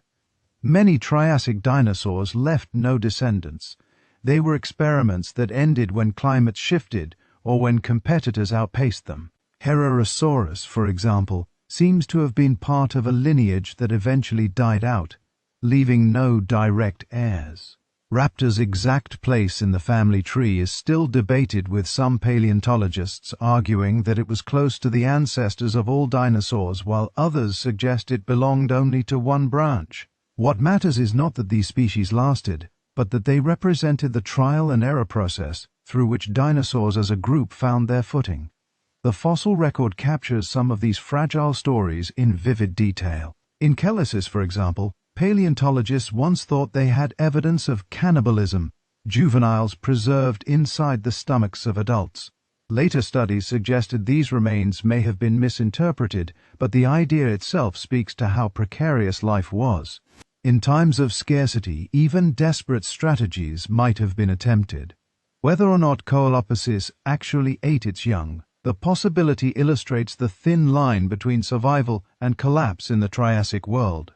Pioneers like Europa, Herrerasaurus, and Quilophosis were never guaranteed a future. Their success depended on countless factors, from climate shifts to volcanic eruptions to competition with other reptiles. Yet through them, dinosaurs tested the strategies that would carry their descendants into the Jurassic. When the End-Triassic extinction swept away many of their rivals, these traits gave them the chance to expand into the empty spaces. In that sense, these pioneers were not rulers, but seeds. Their fragility was balanced by their potential, and that potential would change the course of Earth's history. It's tempting to imagine them in motion, a small group of Eoraptor darting through the ferns at dawn, their movements quick and restless as they hunt insects. A Herrerasaurus breaking into a sprint, claws outstretched as it lunges at prey in the half-light of evening. A herd of Chelysys scattering across a floodplain, their tails balancing their bodies as they dash away from sudden danger. These scenes remind us that these were not just names or bones in stone. They were living, breathing creatures, each step a gamble, each day a test of survival. Their success or failure was measured not in destiny, but in whether they saw another sunrise. And yet from those fragile steps came the first stirrings of dominance. They were pioneers not because they ruled their world, but because they carried forward ideas that others did not. Upright posture, stamina, versatility, group living. These were the experiments that survived catastrophe, the traits that proved useful when climates shifted and ecosystems collapsed. They did not know it, could not know it, but in their small lives lay the beginnings of an empire that would one day reshape the Earth. The pioneers of the Triassic deserve our attention, not only because of what they became, but because of what they were in their own time. Survivors in a harsh and unpredictable world. They remind us that dynasties often begin not with thunder but with whispers, not with giants, but with small creatures finding ways to endure. The Triassic was filled with countless experiments in life, but among them a few fragile footsteps pointed toward the future. And those footsteps, pressed into mud millions of years ago, still echo in the stones we uncover today. When we look back on the Age of Dinosaurs, it feels inevitable that they became the rulers of the Earth. Their bodies seem designed for dominance, tall, fast, strong, adaptable, but the truth of the Triassic is far less certain. For millions of years, dinosaurs were not the most obvious candidates for supremacy. They were small, sometimes rare, and often overshadowed. Their real competition came not from the mammal-like synapsids, which had been reduced to small survivors after the Permian extinction, but from another branch of reptiles, the cruas, distant cousins of crocodiles. These animals were diverse, successful, and for much of the Triassic, they looked every bit as likely, if not more so, to inherit the world. In another roll of the evolutionary dice, it might have been crocodile kin, not dinosaurs, that rose to power. The curatars were not the crocodiles we know today. Modern crocs are semi-aquatic ambush hunters built for lurking in rivers with patience and explosive power. Their Triassic relatives were far more varied. Some looked like armored tanks, slow-moving plant eaters that grazed on low vegetation. Others grew long legs and walked upright, sprinting across floodplains in pursuit of prey. Some were predators with skulls shaped like those of meat-slicing dinosaurs lined with serrated teeth. They filled the same roles that dinosaurs would later dominate, and in many ecosystems of the late Triassic, they were the ones in charge. Take such, for example. This massive predator, reaching lengths of 5 to 6 meters, walked on 4 legs, but could rear up on 2 when needed. Its body was muscular, its jaws filled with sharp teeth, its head heavy and powerful. Fossils show evidence of bony armor along its back, giving it protection as well as strength. Possicucus was one of the apex predators of its time, hunting early dinosaurs and other reptiles with ease. In regions of North America where its fossils are found, it was dinosaurs that lived in the shadows of such giants, not the other way around. Other kurotars were herbivores like the etiosaurs. These were heavily armored reptiles, their bodies covered in rows of bony plates, some even decorated with ridges and spikes. They shuffled through conifer forests and across river valleys, rooting up plants with pig-like snouts. Their armor made them difficult prey for predators, and in many places, they were among the most common herbivores of their ecosystems.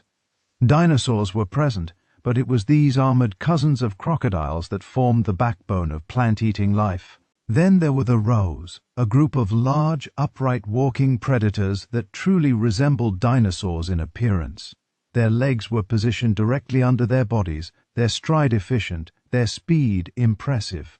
In fact, if you were to see one in life, you might mistake it for a theropod dinosaur. This similarity is no coincidence. Both groups evolved similar solutions to the same challenges of hunting in open landscapes. But in the Triassic, Roesians often held the upper hand. They were bigger, more common, and firmly entrenched at the top of the food chain. The sheer diversity of these kurotars is what makes them so striking. In one lineage, you see predators capable of challenging any rival. In another, you see bulky armored grazers. In yet another, you find semi-aquatic hunters lurking in rivers. They spread across Pangaea, adapting to deserts, forests, floodplains, and coasts. Dinosaurs were only one set of players among many, and there was little reason at the time to predict they would outlast their crocodilian cousins. What ultimately tipped the balance was not superiority in battle, but the shifting hand of the environment. The late Triassic was a time of upheaval. Volcanic eruptions shook the continents as Pangaea began to rift apart. Lava flowed across vast regions. Gases altered the climate and ecosystems collapsed under the stress. This was the end Triassic extinction, one of the great turning points in life's history. Many groups perished, including a huge portion of the kurotars. Their diversity, once their strength, could not save them when whole habitats vanished. Dinosaurs with their efficient lungs, light skeletons, and adaptable diets managed to survive the crisis. When the dust cleared, it was the crocodile relatives that had shrunk to minor roles, and the dinosaurs that expanded into the empty spaces.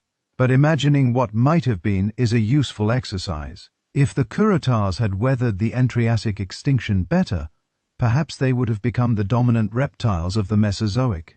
Instead of herds of sauropods crossing Jurassic plains, we might picture herds of armored eosaurs. Instead of tyrannosaurs, we might imagine massive Rauisuchians with crocodile ancestry dominating as apex predators. Instead of feathered raptors, perhaps it would have been agile bipedal crocodile cousins that developed similar traits.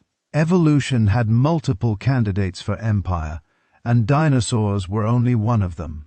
Evidence of their competition shows up in the fossil record. In the same rock layers, we find dinosaur bones alongside those of Rauisuchians, and we find bite marks that may have been left by jaws. We find trackways where the footprints of dinosaurs cross paths with those of their rivals. For millions of years they shared the same landscapes, not as ruler and subject, but as equals, each group testing strategies for survival. It was not inevitable that one would replace the other. It was a contest shaped by chance, by climate, by extinction. Even today, crocodiles carry the legacy of this lost potential. They are the last surviving kurotars, reduced from a dynasty of variety to a narrow set of semi-aquatic hunters. Yet their endurance is remarkable. They survived not only the Endriac extinction, but also the asteroid that wiped out most dinosaurs at the end of the Cretaceous. Their story is not one of failure, but of persistence. They could have been kings, and in another world they might have been, but in our own they became survivors, holding on to rivers and swamps as their thrones. For dinosaurs, the competition with these crocodile kin was both a challenge and a proving ground. It forced them to refine their bodies, to sharpen their adaptations, to become better at what they did. When extinction swept their rivals aside, they were ready to expand. Their dynasty was not born in isolation, but in rivalry, tested against predators and herbivores that could easily have taken their place. The triumph of dinosaurs was not destiny. It was survival through chance and readiness, the narrow victory of one branch of reptiles over another, equally capable branch. The Triassic, then, is not just the story of beginnings, but of possibilities. Dinosaurs did not simply rise. They rose because others fell. The crocodile cousins, with all their diversity, with all their potential, remind us that history could have turned out differently. The kings of the Mesozoic might have looked nothing like the creatures we know so well. But fate chose differently, and the dynasty that seemed fragile became the one that defined an age. In every age of life on Earth, survival has been a conversation between predator and prey. One cannot be understood without the other because each defines the other's limits. A predator's teeth sharpen in response to the defenses of its prey, and the prey's armor or speed grows in answer to the threat that hunts it. The Triassic was no exception. In fact, because it was a time of recovery and experimentation, the balance of power between predator and prey was more fluid, more uncertain than in almost any later period. It was a world where roles were not yet fixed, where giants and small survivors shared the same landscapes, and where every adaptation could mean the difference between dominance and extinction. The Triassic began with emptiness after the devastation of the Permian extinction. Most ecosystems had collapsed, food chains were shattered, predators had no prey had no safe places to graze.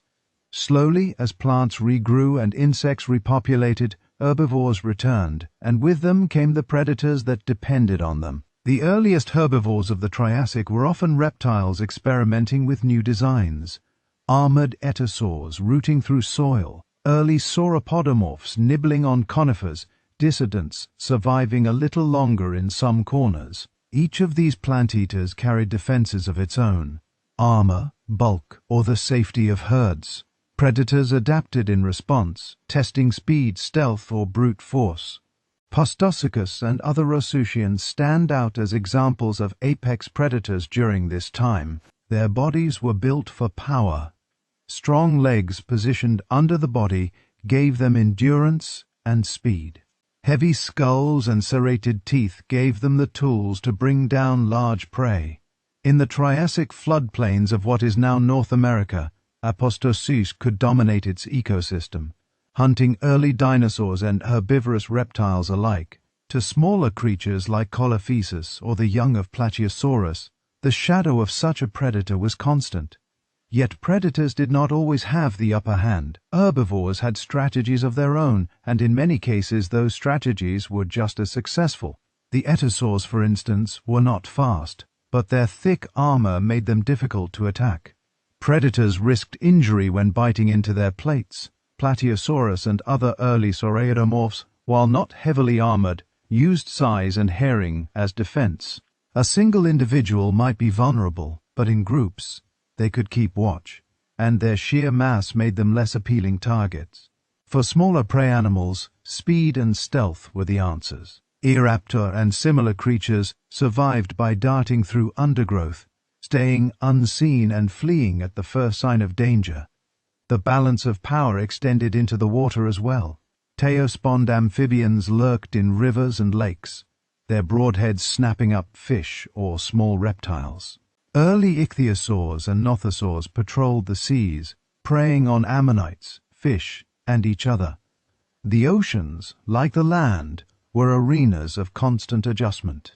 Ammonites grew shells with increasingly complex patterns of chambers, which may have strengthened them against pressure and predation. Fish evolved faster swimming styles to escape the reptiles that hunted them. Each advance by one group provoked an answer from another, weaving the intricate web of predator-prey relationships that held the ecosystems together. Even insects and amphibians played their part in this balance. Swarms of insects provided food for amphibians and small reptiles, which in turn became prey for larger predators. Frogs and salamander-like creatures snapped at beetles and dragonflies, while themselves being eaten by kais or by fish. No part of the web existed in isolation. The smallest buzz of wings could ripple upward to affect the largest hunters. A drought that killed plants would starve insects, which would reduce amphibian populations, which would in turn deprive larger predators of prey. The balance was delicate, constantly tested, and always on the edge of collapse. What is striking about the Triassic is how evenly matched many of these relationships were. Later in the Jurassic and Cretaceous, dinosaurs would rise to such dominance that they seemed to overwhelm their ecosystems, their sheer size and numbers giving them a kind of monopoly. But in the Triassic, power was contested. Crew of Tarsans held dominance in some places, dinosaurs in others. Herbivores tried out multiple strategies: armor, size, speed to stay alive. Predators ranged from ambushers in rivers to sprinters on the plains. No single group had yet taken permanent control. It was an age of experimentation in the arms race between hunter and hunted. The fossil record preserves glimpses of these struggles. In some sites, the remains of chalaes are found alongside those of fucus, hinting at the predator-prey dynamics of their world. Tooth marks on bones show where carnivores fed, sometimes even gnawing the remains of their own kind. In caprolites, we find fragments of plants, fish scales, and bone, each a record of a meal consumed millions of years ago. Trackways in mud show herds moving together, sometimes pursued by parallel predator tracks. Each fossil is a fragment of the drama that played out daily across Triassic landscapes. And yet balance was not only about violence, it was also about restraint. A predator that hunted too efficiently risked wiping out its prey and starving itself. A prey animal that reproduced too quickly risked overgrazing its environment and collapsing its own food source. The Triassic ecosystems, fragile as they were, found equilibrium in this tension. Populations rose and fell with the seasons. Predators thinned out herds, herbivores rebounded with the rains, and insects filled gaps with their abundance. It was never static, but it was sustainable enough to last tens of millions of years. For the early dinosaurs, this balance was both a challenge and an opportunity. They were not yet apex predators, but their speed and stamina allowed them to hunt smaller prey effectively. They were not the dominant herbivores, but their versatility let them nibble plants others ignored. Their role in the predator-prey dynamic was modest, but it gave them practice. When the Triassic extinction disrupted these balances and removed many of their rivals, they were ready to expand into roles they had long been testing in small ways. The balance of predator and prey in the Triassic reminds us of how ecosystems truly work. It is not simply about who is strongest or who dominates. It is about relationships, about constant feedback loops where each side shapes the other. Predators sharpen their teeth, prey thickens its armor. Herbivores grow larger, predators grow faster, insects swarm, amphibians flourish, reptiles adapt. No victory is permanent, no adaptation final. The game resets with every drought, every flood, every eruption. And in the Triassic, that game was still wide open. To walk through a Triassic valley would have been to witness this balance firsthand. Herds of armored eats shuffle through cycads, watched by Rowesians hidden in the trees. A celophysicist darts after a dragonfly, only to vanish as a larger predator lunges from the shadows.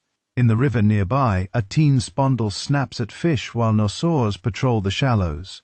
Everywhere you look, there is tension, the constant push and pull of survival. And yet, despite the violence, there is also harmony. The system works, precarious though it is, each creature shaping and being shaped by the others.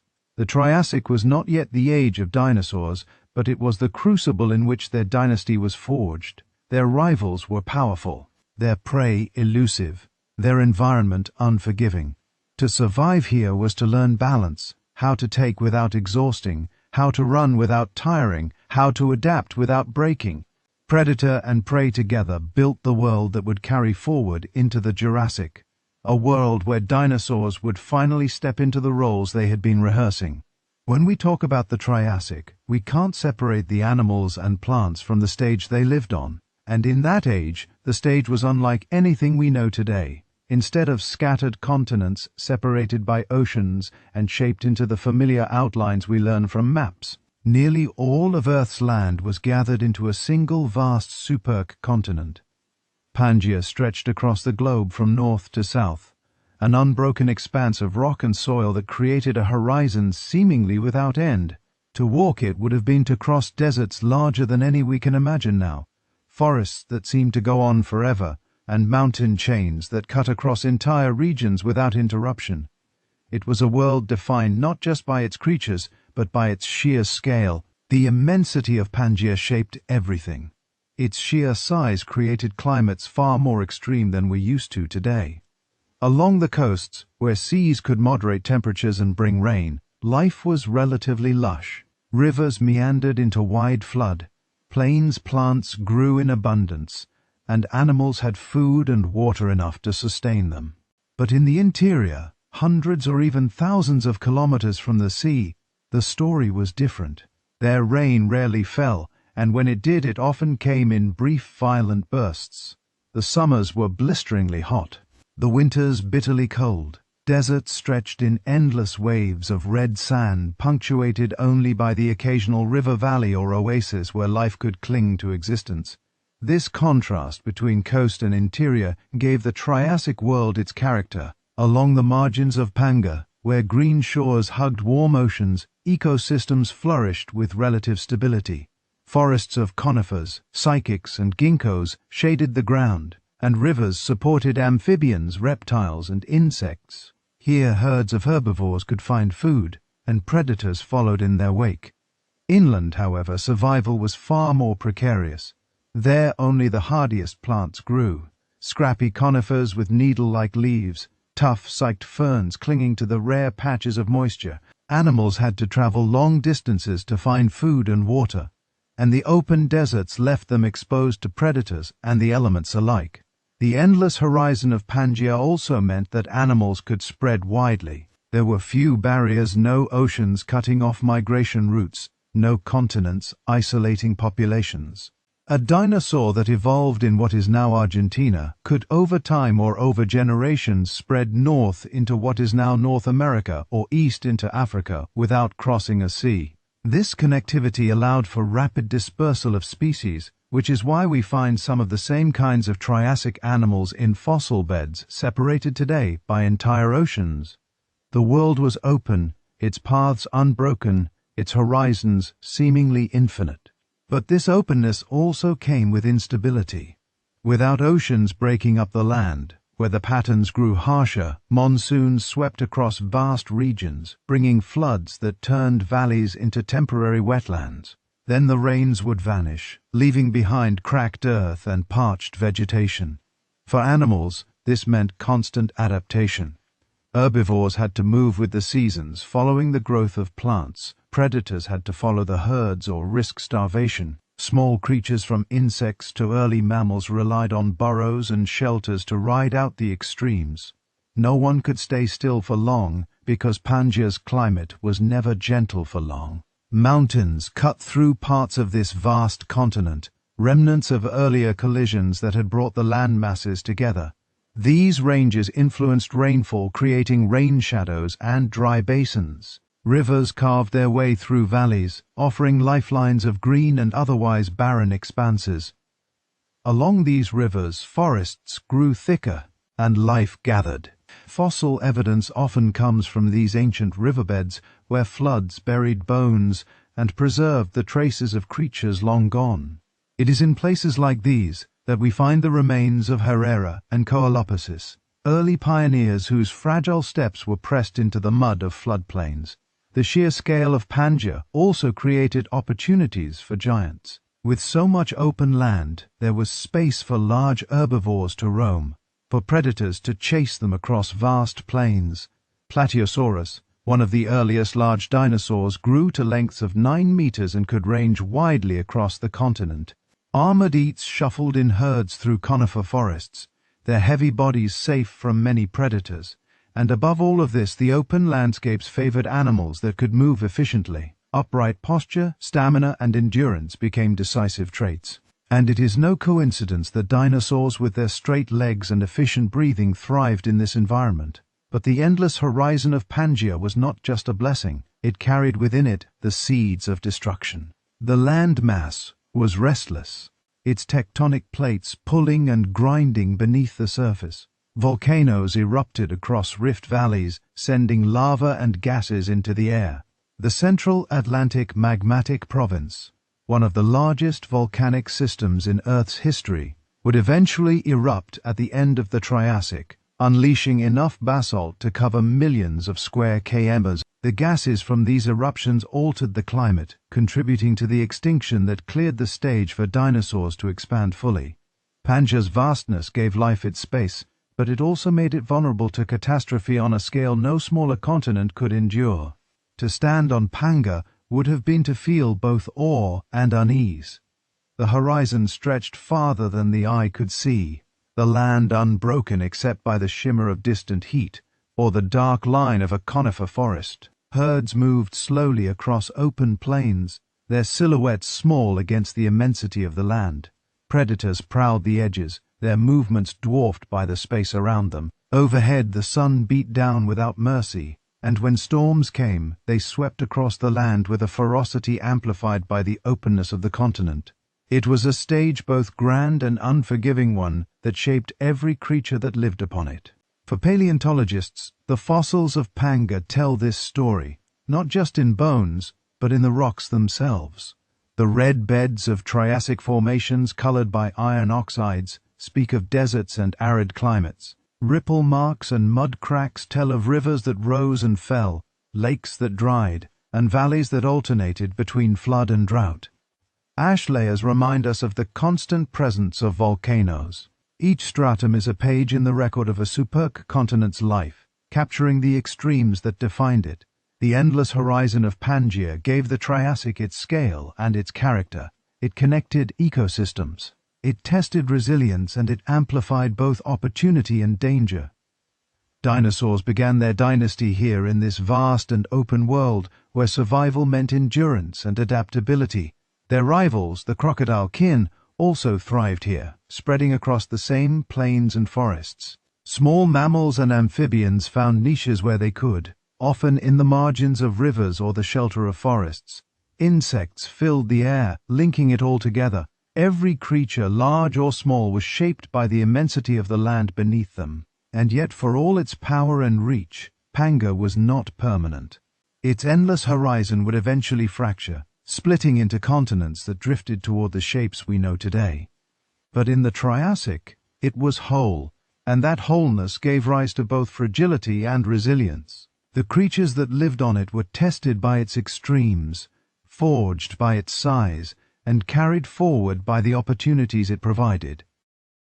To understand the Triassic is to understand Pangaea, because without that supercontinent's vastness, the story of life in this age would have been entirely different.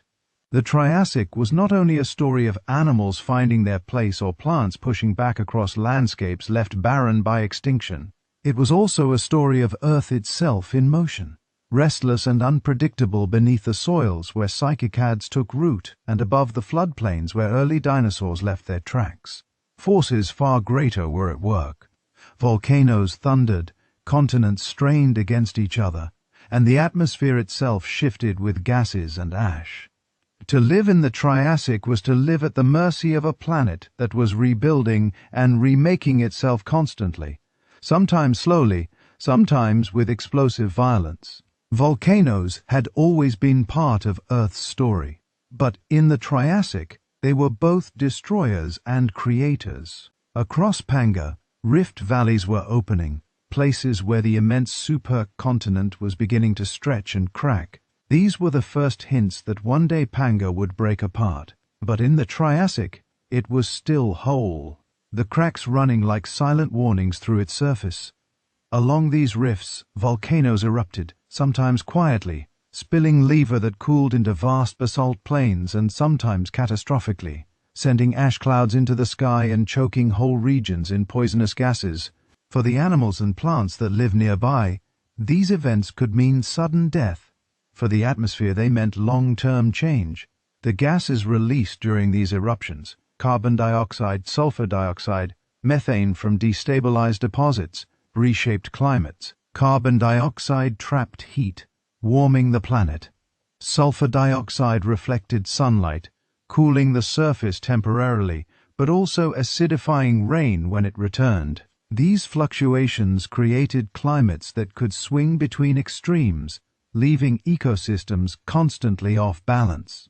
A forest might flourish for centuries under relatively stable conditions, only to collapse when drought stretched longer or when cooling from volcanic ash lasted too many seasons. Insects, amphibians, and reptiles had to endure these swings or perish. Those that survived were those that could adapt quickly, burrowing underground, migrating with the seasons, or reproducing in bursts during favorable years. The atmosphere itself was unsettled without modern patterns of ocean currents and without continents in the positions we know today. Winds carried moisture unevenly. Monsoons lashed the edges of Pangaea, drenching coastal regions while the interior often baked in drought. In one place, rivers overflowed with floods, leaving behind fertile soil, but also sweeping away herds of animals. In another, sand dunes marched across the land, covering everything in their path. This uneven distribution of climate made life patchy, with oases of abundance separated by seas of scarcity.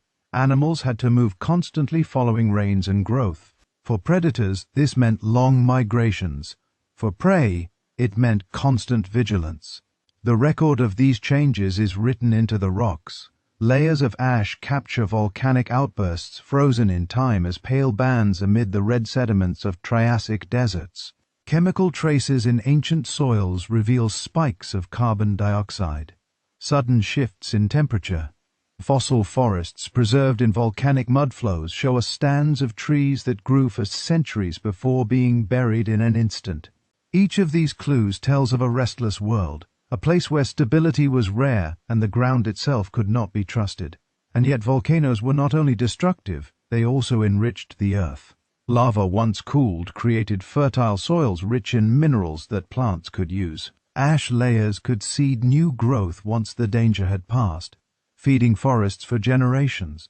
The same forces that brought death also laid the groundwork for renewal. Life in the Triassic was shaped by this duality, destroyed by eruptions, but also nourished by the lands they left behind. In many ways, it was a world constantly in flux, never fully stable, but always regenerating. For animals like the early dinosaurs, this restlessness may have been an advantage. Small, lightly built and adaptable, they could move into new environments quickly. When volcanoes destroyed one habitat, they could disperse to another. When climates shifted, their stamina and upright posture allowed them to migrate long distances. Their rivals, often larger and more specialized crocodile kin, might not have been as flexible.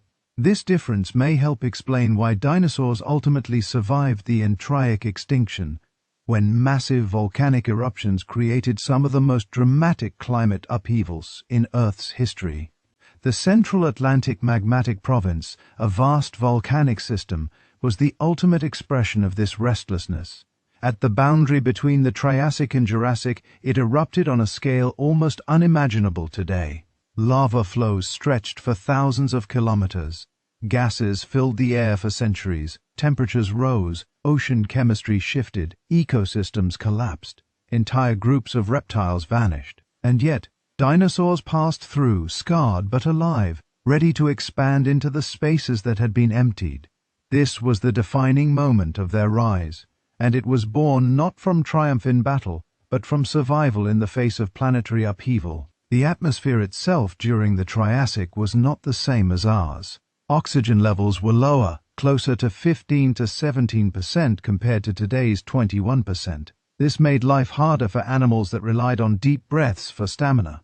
Insects, which had reached giant sizes in earlier periods when oxygen was higher, were more modest in the Triassic. Animals needed efficient respiratory systems to thrive, and this may have given dinosaurs another edge. With their possible air sacs and bird-like breathing, they could handle low oxygen better than many competitors. Mammal ancestors with high metabolic rates and possibly early forms of warm-bloodedness also found ways to cope. In contrast, some reptiles with less efficient systems struggled in this thinner air. This restless atmosphere was part of the background music of the Triassic. Every breath, every shift of the wind, every storm carried traces of the planet's instability. The creatures that lived then did not know why the rains failed or why the air seemed harder to breathe. They simply lived with the consequences. Some adapted and survived, others fell away. Over millions of years, the balance tilted slowly toward the lineages that could handle a restless Earth. To imagine this world is to imagine a sky stray with ash plumes, a horizon sometimes red with sunsets intensified by volcanic dust, sometimes dimmed by veils of sulfur clouds. It is to picture floodplains, one year covered in green, the next year cracked and barren under relentless heat. It is to hear the crack of distant eruptions echo across valleys, the hiss of lava as it met rivers and forests, the silence that followed when animals fled or died. And it is to remember that through it all life persisted, shaping itself to a planet that offered no guarantees. The Triassic was not a calm prelude to the Age of Dinosaurs. It was a crucible, a world forged in extremes where volcanoes wrote the rules and the atmosphere shifted constantly. Out of that restlessness came resilience. The survivors of the Triassic, dinosaurs, mammals, crocodiles, amphibians, insects, were those who could bend without breaking, who could live in a world where the ground shook, the sky darkened, and the air itself was never the same for long. Extinctions are the punctuation marks of Earth's history. Sudden interruptions that shift the story in new directions. Some are small, trimming branches without reshaping the whole tree.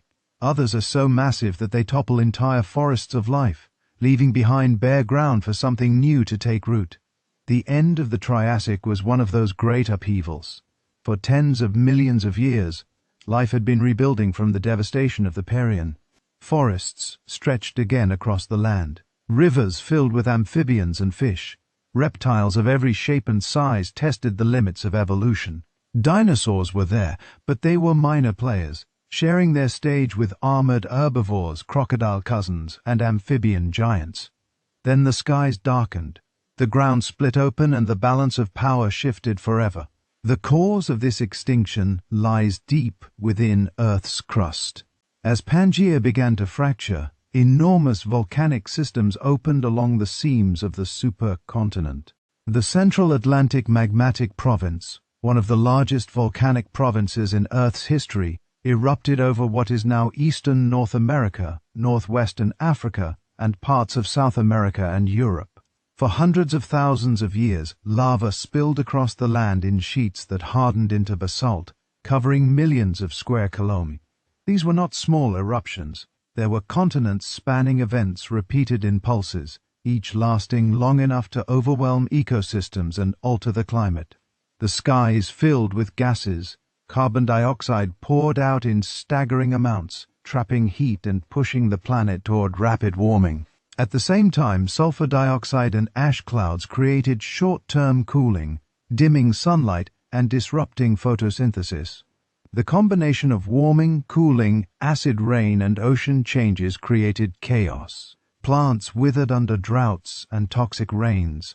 Animals struggled as food chains collapsed. In the oceans, carbon dioxide dissolved into seawater, lowering its pH and stressing marine life. Ammonites, corals, and many marine reptiles suffered as chemistry shifted faster than they could adapt. On land, the devastation was just as profound. Many groups that had thrived throughout the Triassic suddenly disappeared. The Curatasans, those crocodile relatives that had seemed poised for dominance, lost much of their diversity. The Rusians, large predators that rivaled dinosaurs, vanished entirely. The Armadillosaurs, once common herbivores, also faded into extinction, Even some amphibians and smaller reptile lineages could not survive the upheaval. In the space of a geological instant, the cast of the Triassic was cut down, leaving open niches across the supercontinent. The fossil record shows this shift clearly.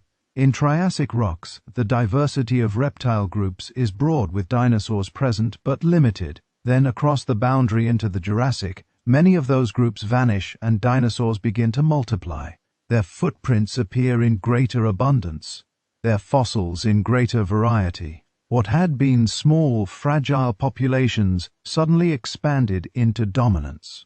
It was not that they had overpowered their rivals in direct competition, but that the extinction had cleared the board, leaving them the survivors in a world with fewer players. Why did dinosaurs survive when others fell? Part of the answer may lie in their physiology. Their upright stance and efficient lungs gave them stamina and endurance, allowing them to cope with long migrations during climate swings. Their possible warm-bloodedness or near-warm-blooded metabolism may have allowed them to remain active in cooler or more variable conditions. Their diversity of diets, herbivores, omnivores, and carnivores alike, gave them flexibility, and their small size at the beginning may have been a hidden advantage, letting them reproduce quickly and rebound faster than bulkier, slower rivals. Survival in an extinction is not always about being strongest. It is often about being most adaptable, most ready for instability. The extinction was global, but its impact varied by region. In some places, ecosystems collapsed almost entirely, leaving behind barren landscapes where only hardy plants and small animals endured. In others, pockets of life clung on, sheltered by geography or luck. These refugees became the seeds for recovery, places where survivors could rebuild when conditions stabilized. Dinosaurs were among those survivors, and from these scattered remnants they began to spread into dominance. For the creatures living through it, the Triassic extinction would not have been a single dramatic event, but a series of crises. One year might bring floods and cooling from ash clouds. The next century might bring relentless heat and drought. Animals adapted to one swing might be caught off guard by the next. Over thousands of years, populations dwindled, food chains unraveled, and once dominant groups slipped into oblivion. The skies darkened again and again, not for days but for generations, until the balance of life was altered beyond recognition. The aftermath was a different world. In the early Jurassic, landscapes once filled with a mix of crocodile kin, amphibians and small dinosaurs now leaned heavily toward dinosaurs. Sauroidomorphs, the ancestors of giants, began to expand into new roles as dominant herbivores. Theropods grew larger and more diverse, filling predator niches left vacant by the extinction of radians.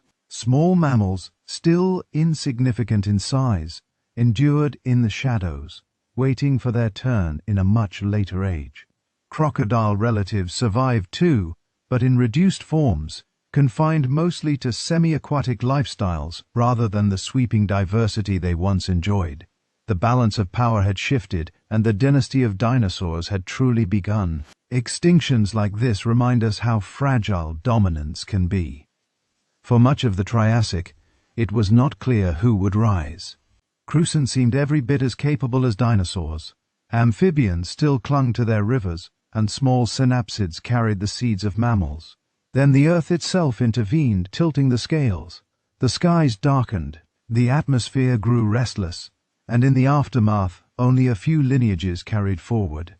Dinosaurs were among them, and that survival turned them from one group among many into the defining figures of the Mesoic. To imagine the Triassic extinction is to imagine a world of unease, the air thick with haze, the horizon glowing with distant lava flows, rivers running dark with ash, forests withering under acidic rains, herds of herbivores thinning year by year, predators pacing wider ranges in search of food, amphibians disappearing from ponds that dried or turned toxic.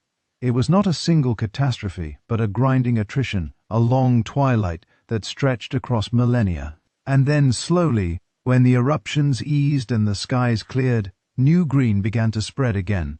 But the creatures that returned were not the same as those that had gone. The torch had passed. The end of the Triassic was the dawn of the dinosaurs, not because they conquered their world in battle, but because they were left standing when so many others had fallen. Their dynasty began in the shadow of catastrophe, a reminder that survival is as much about chance and resilience as it is about strength.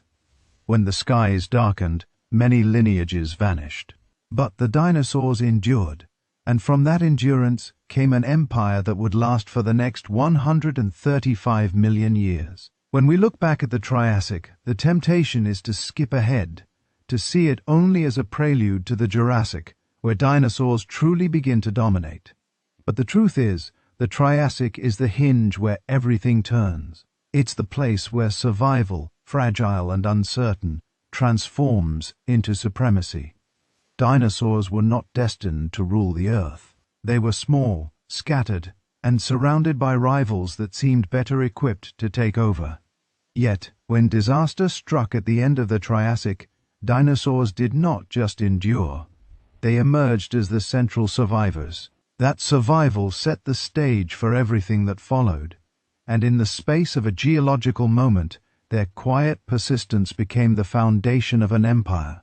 Survival at its core is not glamorous. It's about making it through lean years, hiding in the shadows, eating whatever is available, and reproducing fast enough to stay ahead of extinction. For much of the Triassic, that is what dinosaurs were doing. Eoraptor, Herosaurus, Kaposis, these were not rulers. They were strivers. They darted after insects, nibbled on ferns, scavenged when they could, and lived alongside predators that could easily have crushed them.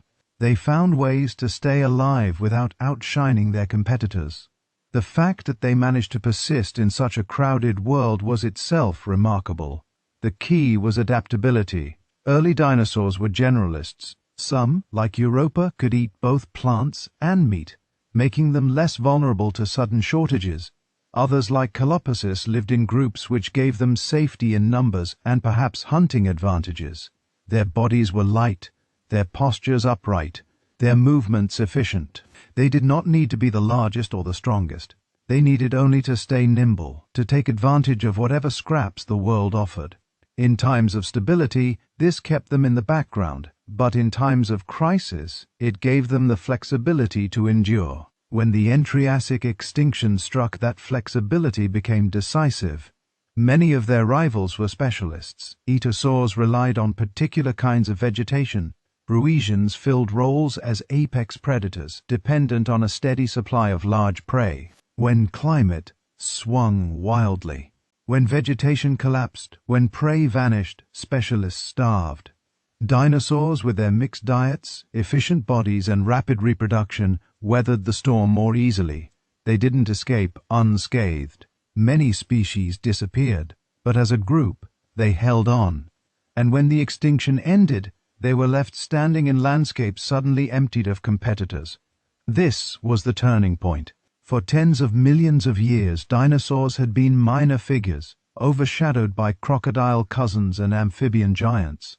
Now, almost overnight in geological terms, they were in a world that belonged to them. The extinction had cleared away much of the competition, and dinosaurs expanded into the empty niches. Small herbivores became larger, testing new body plans that would lead to the first true giants. Carnivores diversified, growing stronger and more numerous as they hunted the new herds of plant-eaters. What had been survival strategies became the building blocks of supremacy. The fossil record after the extinction captures this transformation. In early Jurassic rocks, dinosaur footprints multiply, spreading across floodplains where once they were rare. Fossils of sauropodomorphs show their bodies lengthening, their necks stretching higher to reach food others could not. Theropods become more varied, from small hunters to larger, more formidable predators. Within a few million years, dinosaurs are no longer background players. They are the framework of entire ecosystems.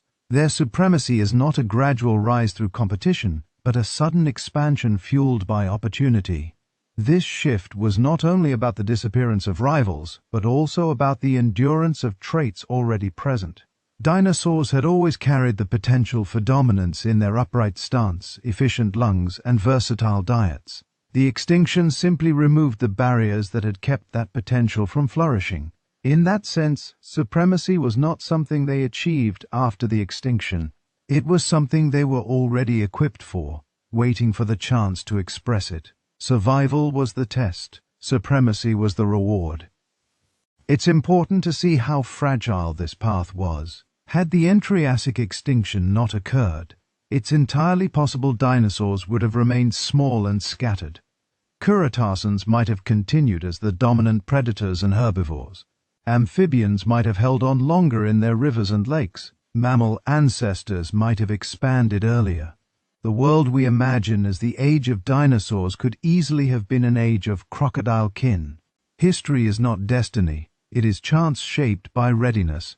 Dinosaurs were ready and chance favored them. Supremacy also reshaped them in return. As they spread into open niches, natural selection pushed them into new forms. Some became giants like Brachiosaurus and its descendants, filling landscapes with herds of massive plant-eaters. Others became specialized predators, honing their claws and teeth for hunting larger prey. Still others remained small and agile, filling the roles of insect-eaters, scavengers, and opportunists. Supremacy did not mean uniformity, it meant variety. The dynasty of dinosaurs was built on diversification, each branch exploring a different way of being. The climate of the early Jurassic, though still unstable, offered enough stability for this diversification. Rain fell more reliably along coasts, forests grew thicker, and ecosystems became richer. Dinosaurs were poised to take advantage of every layer, from the canopy to the ground, from riversides to deserts. Their supremacy was not simply that they were numerous, but that they were everywhere, shaping every part of the food web. The chorus of insects still hummed. Amphibians still croaked, mammals still skewed. But the stage now belonged to dinosaurs. From this perspective, the supremacy of dinosaurs was not about strength alone. It was about persistence, patience, and timing. They did not win the Triassic by overpowering their rivals. They won it by enduring long enough to inherit a world reshaped by catastrophe. Their dynasty grew not from conquest but from resilience. They remind us that in evolution, survival and supremacy are not separate stages but part of the same continuum. To survive is to keep the possibility of supremacy alive. To reach supremacy is to prove that survival was more than chance. It was preparation. And so the story of the Triassic ends not with a world fading into darkness, but with a world beginning again. The skies cleared after the great eruptions. The air warmed. Plants spread, and animals returned. But the faces of those animals were different. Where once Rasukians stalked and eats grazed, dinosaurs now filled the roles. Their survival had carried them through the crucible, and their supremacy would define the ages to come. From fragile beginnings to global rulers, the path was uncertain. But the outcome reshaped Earth for the next 135 million years. The story of dinosaurs is often told as though they exploded onto the scene, towering and terrifying from the very start. But the truth is gentler and stranger. For tens of millions of years in the Triassic, they lived in the shadows, small and often overlooked, fragile against predators that outmatched them and herbivores that outweighed them. They were not kings of their world, but survivors clinging to the edges of ecosystems already crowded with competitors. Then, almost suddenly, the scales tipped. What had once been whispers on the landscape grew into the loudest voices. Dinosaurs stepped out from obscurity into dominance, and their takeover reshaped life on Earth for more than 100 million years. To understand this takeover, it helps to remember where they began. Early dinosaurs like Raptor and Tyrannosaurus were modest creatures, their bodies lightweight, their diets opportunistic. They were not apex predators, nor were they the largest herbivores. They survived by speed, by versatility, by keeping out of the way of the giants around them. Cretaceans, the crocodile cousins of the Triassic, ruled many ecosystems, from armored plant-eaters to sleek hunters. Amphibians still lingered in rivers, some large enough to swallow small reptiles whole. Mammal ancestors scratched out lives in the shadows. In this crowded cast, dinosaurs were only one small troop trying to find a place to perform. For millions of years, that is where they stayed. Minor, persistent, but not dominant. Their skeletons in Triassic rock are sparse compared to those of their rivals. Their footprints are scattered, sometimes present, but never overwhelming. If you lived in the Triassic and walked across a floodplain, you might never even notice a dinosaur. You would see armadillosaurs shuffling through cycads, Rhoesians lurking with crocodile jaws, and amphibians breaking the water's surface. Dinosaurs were there, but they were not the stars. Then came the Entraic extinction, and the stage changed overnight in geological terms. The eruptions of the Central Atlantic magmatic province darkened skies and poisoned air. Ecosystems that had been stable collapsed under the pressure of climate swings. Herbivores that had fed steadily for millions of years starved when vegetation faltered. Predators that relied on those herds starved in turn. Amphibians already struggling with the drying of Pangaea's interior declined further. Entire groups of reptiles disappeared, their lineages ending in the ash of volcanic outbursts. The balance of power was erased, and into that void stepped the dinosaurs. The takeover did not look like a battle. There were no armies of dinosaurs sweeping across landscapes to overthrow their rivals. Instead, it was an expansion, quiet and steady as they filled the spaces left behind. Sauropomorphs, once modest plant-eaters, grew larger, experimenting with longer necks and heavier bodies, feeding on conifers that others could no longer reach. Theropods diversified, some remaining small hunters of insects and lizards, others becoming larger predators to replace the vanished roes. Even within a few million years, dinosaurs were no longer scattered. They were the backbone of ecosystems, their presence impossible to overlook. Fossil evidence captures this transformation with startling clarity. In Triassic rocks, dinosaur bones and tracks are rare, surrounded by the remains of crocodile kin. In Jurassic rocks just above them, the picture reverses. Suddenly, dinosaur tracks crisscross ancient floodplains and their bones appear in abundance. Sauropomorphs dominate as herbivores, theropods as predators. Dinosaurs are no longer shadows. They are the structure around which ecosystems revolve. Their takeover is written in stone, not as a slow trickle, but as a sudden surge. The traits that had once kept them alive in the shadows became the keys to their supremacy. Their upright posture allowed them to run faster and longer than sprawling reptiles. Their lungs, likely supported by bird-like air sacs, gave them stamina even in low oxygen conditions. Their reproductive strategies, laying clutches of eggs, allowed them to rebound quickly after population crashes. Their diets, varied and flexible, made them less vulnerable to sudden shortages. They had been training for survival in the hardest of worlds. And when the hardest of tests arrived, they were ready. But dominance is not just about filling empty spaces. It is also about creating new ones. Dinosaurs reshaped their environments as they spread. Herds of sauropomorphs trampled forests, opening gaps that allowed new plants to grow. Theropods controlled populations of herbivores, keeping ecosystems balanced. Even their dung recycled nutrients back into the soil, fertilizing forests that fed the next generation. By simply living in such numbers and sizes, dinosaurs altered the landscapes around them, ensuring that their supremacy reinforced itself. The takeover was global because Pangaea was still largely united. Dinosaurs could spread without barriers. Species that arose in South America could eventually migrate into North America, Africa, or Europe. Their adaptability made them suited to deserts, coasts, and forests alike. Wherever plants grew and prey moved, dinosaurs followed. Within a short span of time, they were not confined to one corner of the world. They were the world. It's easy to imagine what this must have looked like. A Triassic floodplain once dominated by Rhoesuchians and armored herbivores now filled with herds of Plateosaurus browsing at shoulder height, their long necks reaching into conifers along the edges of rivers, Coulophosis like hunters darting after small prey, their movements too quick for the eye to follow, larger theropods pacing through forests, their footprints sinking deep into the mud. the soundtrack of insects and amphibians still humming, but now layered with the constant presence of dinosaurs, their calls echoing across valleys. The shadows were gone. They were everywhere. The rise of dinosaurs also meant the shrinking of others. Mammal ancestors remained small, their opportunities limited by the new rulers. Amphibians persisted only in scattered habitats, no longer giants, but reduced to modest forms. Crocodile relatives survived, but their diversity narrowed, leaving only the semi-aquatic lifestyles we still see today. Each of these survivors carved out niches, but none could challenge the dinosaurs' dominance. The takeover was not complete annihilation of rivals, but it was a reshuffling of power, with dinosaurs now sitting firmly at the top.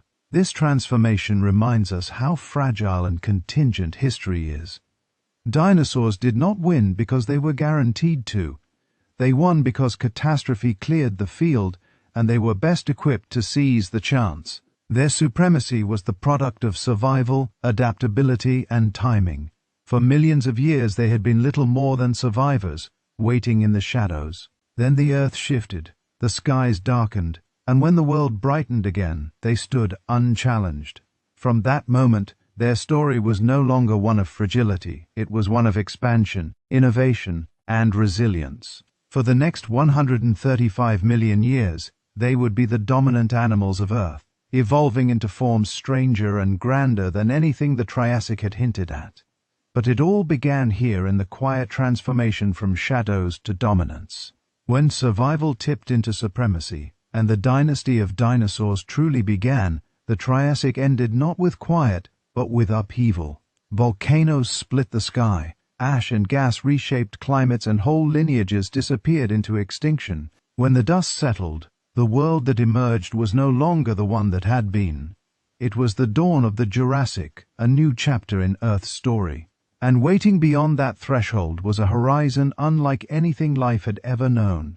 The world that waited for the survivors of the Triassic was vast, fertile, and ready to be reshaped. For dinosaurs, it was not just a continuation, it was an invitation to expand into every niche the planet offered. The continents were still fused in the Supercontinent of Pangaea, though the first signs of its fracture had already begun. Rift valleys split open in what is now the Atlantic, and the slow drift of tectonic plates was underway.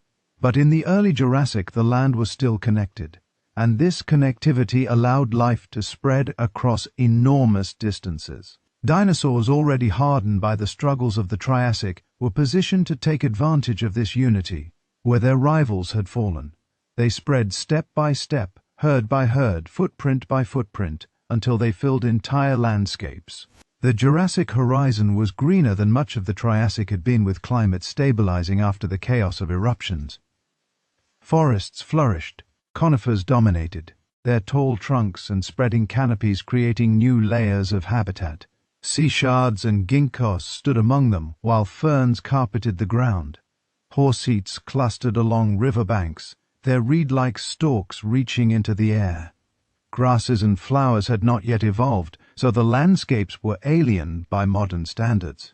But they were also lush in their own way, a continuous sea of foliage that fed an explosion of herbivores. For dinosaurs, this green world meant opportunity. The early sauropodomorphs of the Triassic, like Brachiosaurus, gave way to larger and more specialized forms. Their necks lengthened, their bodies grew massive, and they began to exploit food sources far above the reach of other animals. Herds of these giants spread across floodplains, stripping trees and reshaping forests with every step. The Jurassic would become the age of sauropods, animals so immense that even the Triassic could not have hinted at their scale. These giants were not yet at their peak in the early Jurassic, but their trajectory was already clear. Predators followed. Theropods that had once been modest hunters in the Triassic grew into larger and more formidable carnivores. Their bodies adapted for speed and power, their teeth sharpened for tearing into the flesh of enormous prey. The balance of predator and prey shifted to new scales, with both sides pushing the boundaries of size and strategy. Fossil trackways from the Jurassic show groups of predators moving across ancient mudflats. their footprints preserved alongside those of the herds they hunted. The echoes of their pursuit linger in the stones, the oceans too transformed. While ichthyosaurs and nothosaurs had dominated Triassic seas, the Jurassic opened new opportunities for marine reptiles. Plesiosaurs spread with their long necks and paddle-like limbs, gliding through waters in search of fish and ammonites. Ichthyosaurs continued to thrive, streamlined like dolphins, chasing prey across open seas. Ammonites themselves rebounded after the extinction, evolving into countless new forms that coiled in intricate spirals. The marine world was just as vibrant as the land, filled with predators and prey, all adapted to the new rhythms of the Jurassic. The skies began to change as well. Pterosaurs, which had first appeared in the late Triassic, expanded rapidly in the Jurassic. Their wings carried them across coastlines and rivers, fishing from the air, scavenging carcasses, and perhaps even hunting small prey on land. Some were small, no larger than birds, while others grew into wingspans that dwarfed any modern bird. They were the first vertebrates to claim the skies fully, long before birds evolved, and their dominance in the air paralleled the dinosaurs' rise on the ground. What made the Jurassic horizon so extraordinary was not just the creatures themselves, but the scale of life's rebuilding. The extinction at the end of the Triassic had been brutal, clearing away much of what had existed.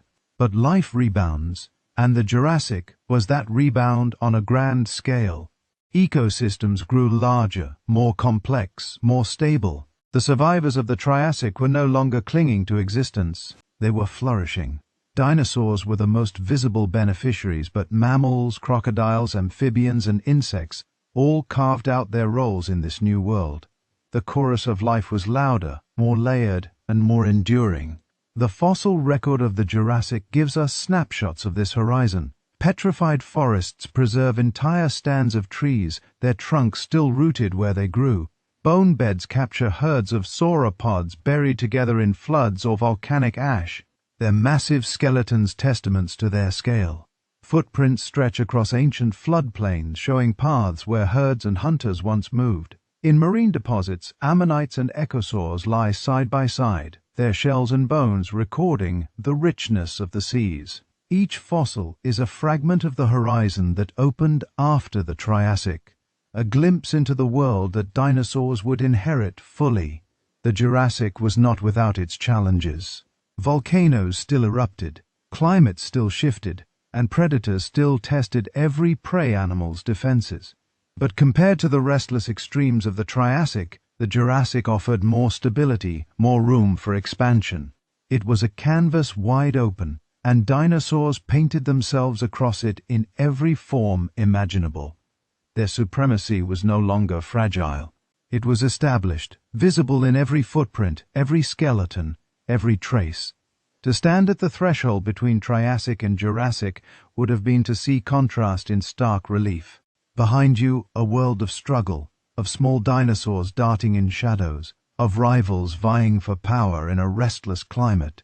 Before you, a horizon of giants, of forests reshaped by herds, of seas filled with new hunters, of skies alive with wings. The world that waited was larger, greener, and richer, and it was ready for the dynasty that had survived the darkness.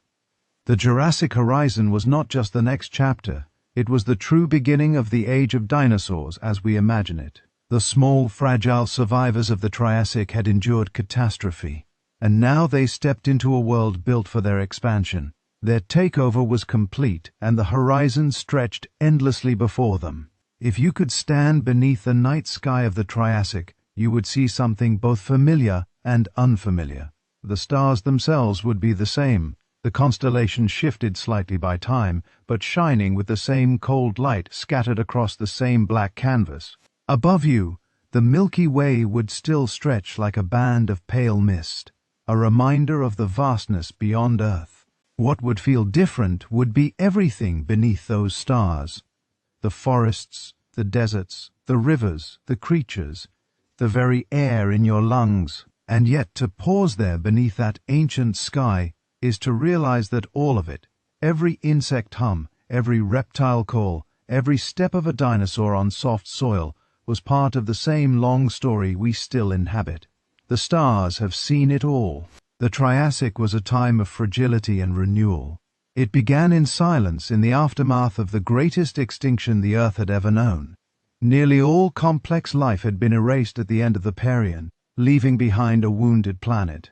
Slowly, painfully, life returned. Plants spread their roots into red soils. Insects buzzed across floodplains. Amphibians croaked in shallow rivers. Reptiles tested new shapes, some growing armored shells, others stretching their limbs into efficient strides. Dinosaurs appeared almost quietly, small and forgettable at first, their presence just one more experiment in a world already full of experiments.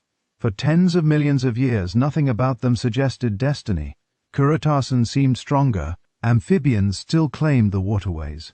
Mammal ancestors endured in their burrows, modest but resilient. Dinosaurs were only shadows in the background, their steps light and their lives uncertain. Yet survival is its own kind of strength, and as the Triassic world buckled under volcanoes and climate swings, their adaptability became the one trait that mattered most. When the skies darkened in the Great Extinction at the end of the period, it was dinosaurs who emerged in greater numbers than before. Survival became supremacy, and supremacy would carry them into the next age. To look back on that now is to see more than just bones in stone. It is to see the delicate balance of chance and resilience that shapes every life. Dinosaurs did not conquer their world by sheer might. They inherited it because they were prepared, even unknowingly, for catastrophe. They had lungs efficient enough to handle thin air, postures strong enough to travel across deserts, diets flexible enough to endure scarcity. They had patience written into their biology, the patience to wait out rivals, the patience to endure, until the Earth itself gave them the stage. And the Triassic was not only about dinosaurs. It was about the forests of conifers that stood without flowers, about psychic that spread leathery leaves into the heat, about ginkgos whose fan-shaped foliage still grows in our cities today. It was about insects rebuilding their numbers, beetles chewing wood, dragonflies flashing across rivers. It was about amphibians holding on, their croaks echoing against the backdrop of deserts and monsoons. It was about crocodile kin that nearly became the rulers of Earth, only to be undone by extinction's roll of the dice. The Triassic was not a single story, but 1,000 woven together under skies that burned red with dust by day and shimmered with starlight by night. When we think of time on this scale, it can feel overwhelming. Hundreds of millions of years, entire lineages rising and falling, continents moving like slow rivers of rock. And yet beneath the stars, it is also intimate. A Chelophosis chasing an insect across a riverbank, its feet pressing into soft mud. A Brachiosaurus stretching its neck to reach needles at the top of a conifer. A small mammal ancestor scurrying into a burrow carrying food in its cheek pouches. Each of these lives was lived in moments no different from ours. With breaths drawn, choices made, risks taken, they did not know they were part of something vast. They simply lived. The stars above the Triassic watched it all unfold. They saw the silence after the Permian extinction. They saw the return of green to barren soil. They saw reptiles rise, forests spread, insects swarm. They saw the eruptions that darkened the skies and the extinctions that followed. They saw dinosaurs step into the roles that would define the Mesozoic. And in those same stars, if you look up tonight, you see what they saw. The constellations may be different in arrangement, shifted by the slow drift of time, but the light is the same. We share the sky with the Triassic. This is what reflection beneath ancient stars can give us. The sense that we are not separate from this story, but part of it. The same Earth that struggled through fire and silence then is the Earth beneath our feet now. The same sky that looked down on Brachiosaurus looks down on us. The same resilience that carried life forward carries us too. The Triassic is not gone. It echoes in the ginkgos that still unfurl their leaves each spring, in the crocodiles that bask on riverbanks, in the birds that fill our skies, their wings the legacy of feathered dinosaurs. Even in ourselves, mammals whose ancestors once hid in shadows, there is an echo of that ancient age. And perhaps that is why the Triassic matters, even though it lies so far back in time. It reminds us that dominance is fragile, that survival is never guaranteed, that every empire of life is built first on the ability to endure. It reminds us that catastrophe reshapes worlds, but also that life returns stubborn and inventive, ready to fill whatever space is left. The Triassic was an age of beginnings, of experiments, of resilience tested and rewarded. Beneath its stars, the blueprint of the Mesozoic was written, and we are still living in the chapters that followed. So, picture yourself there, lying on red desert sand, a warm wind carrying the scent of conifers, the calls of distant reptiles drifting through the night. Above you the stars blaze, the same stars you know. Around you, life hums with fragility and promise. Dinosaurs are only shadows now, but their footsteps are already pressing into history. The world is restless, volatile, alive with change. And in the silence between the sounds of insects and the crackle of shifting earth, you can almost hear it. The beginning of an empire that will last for ages.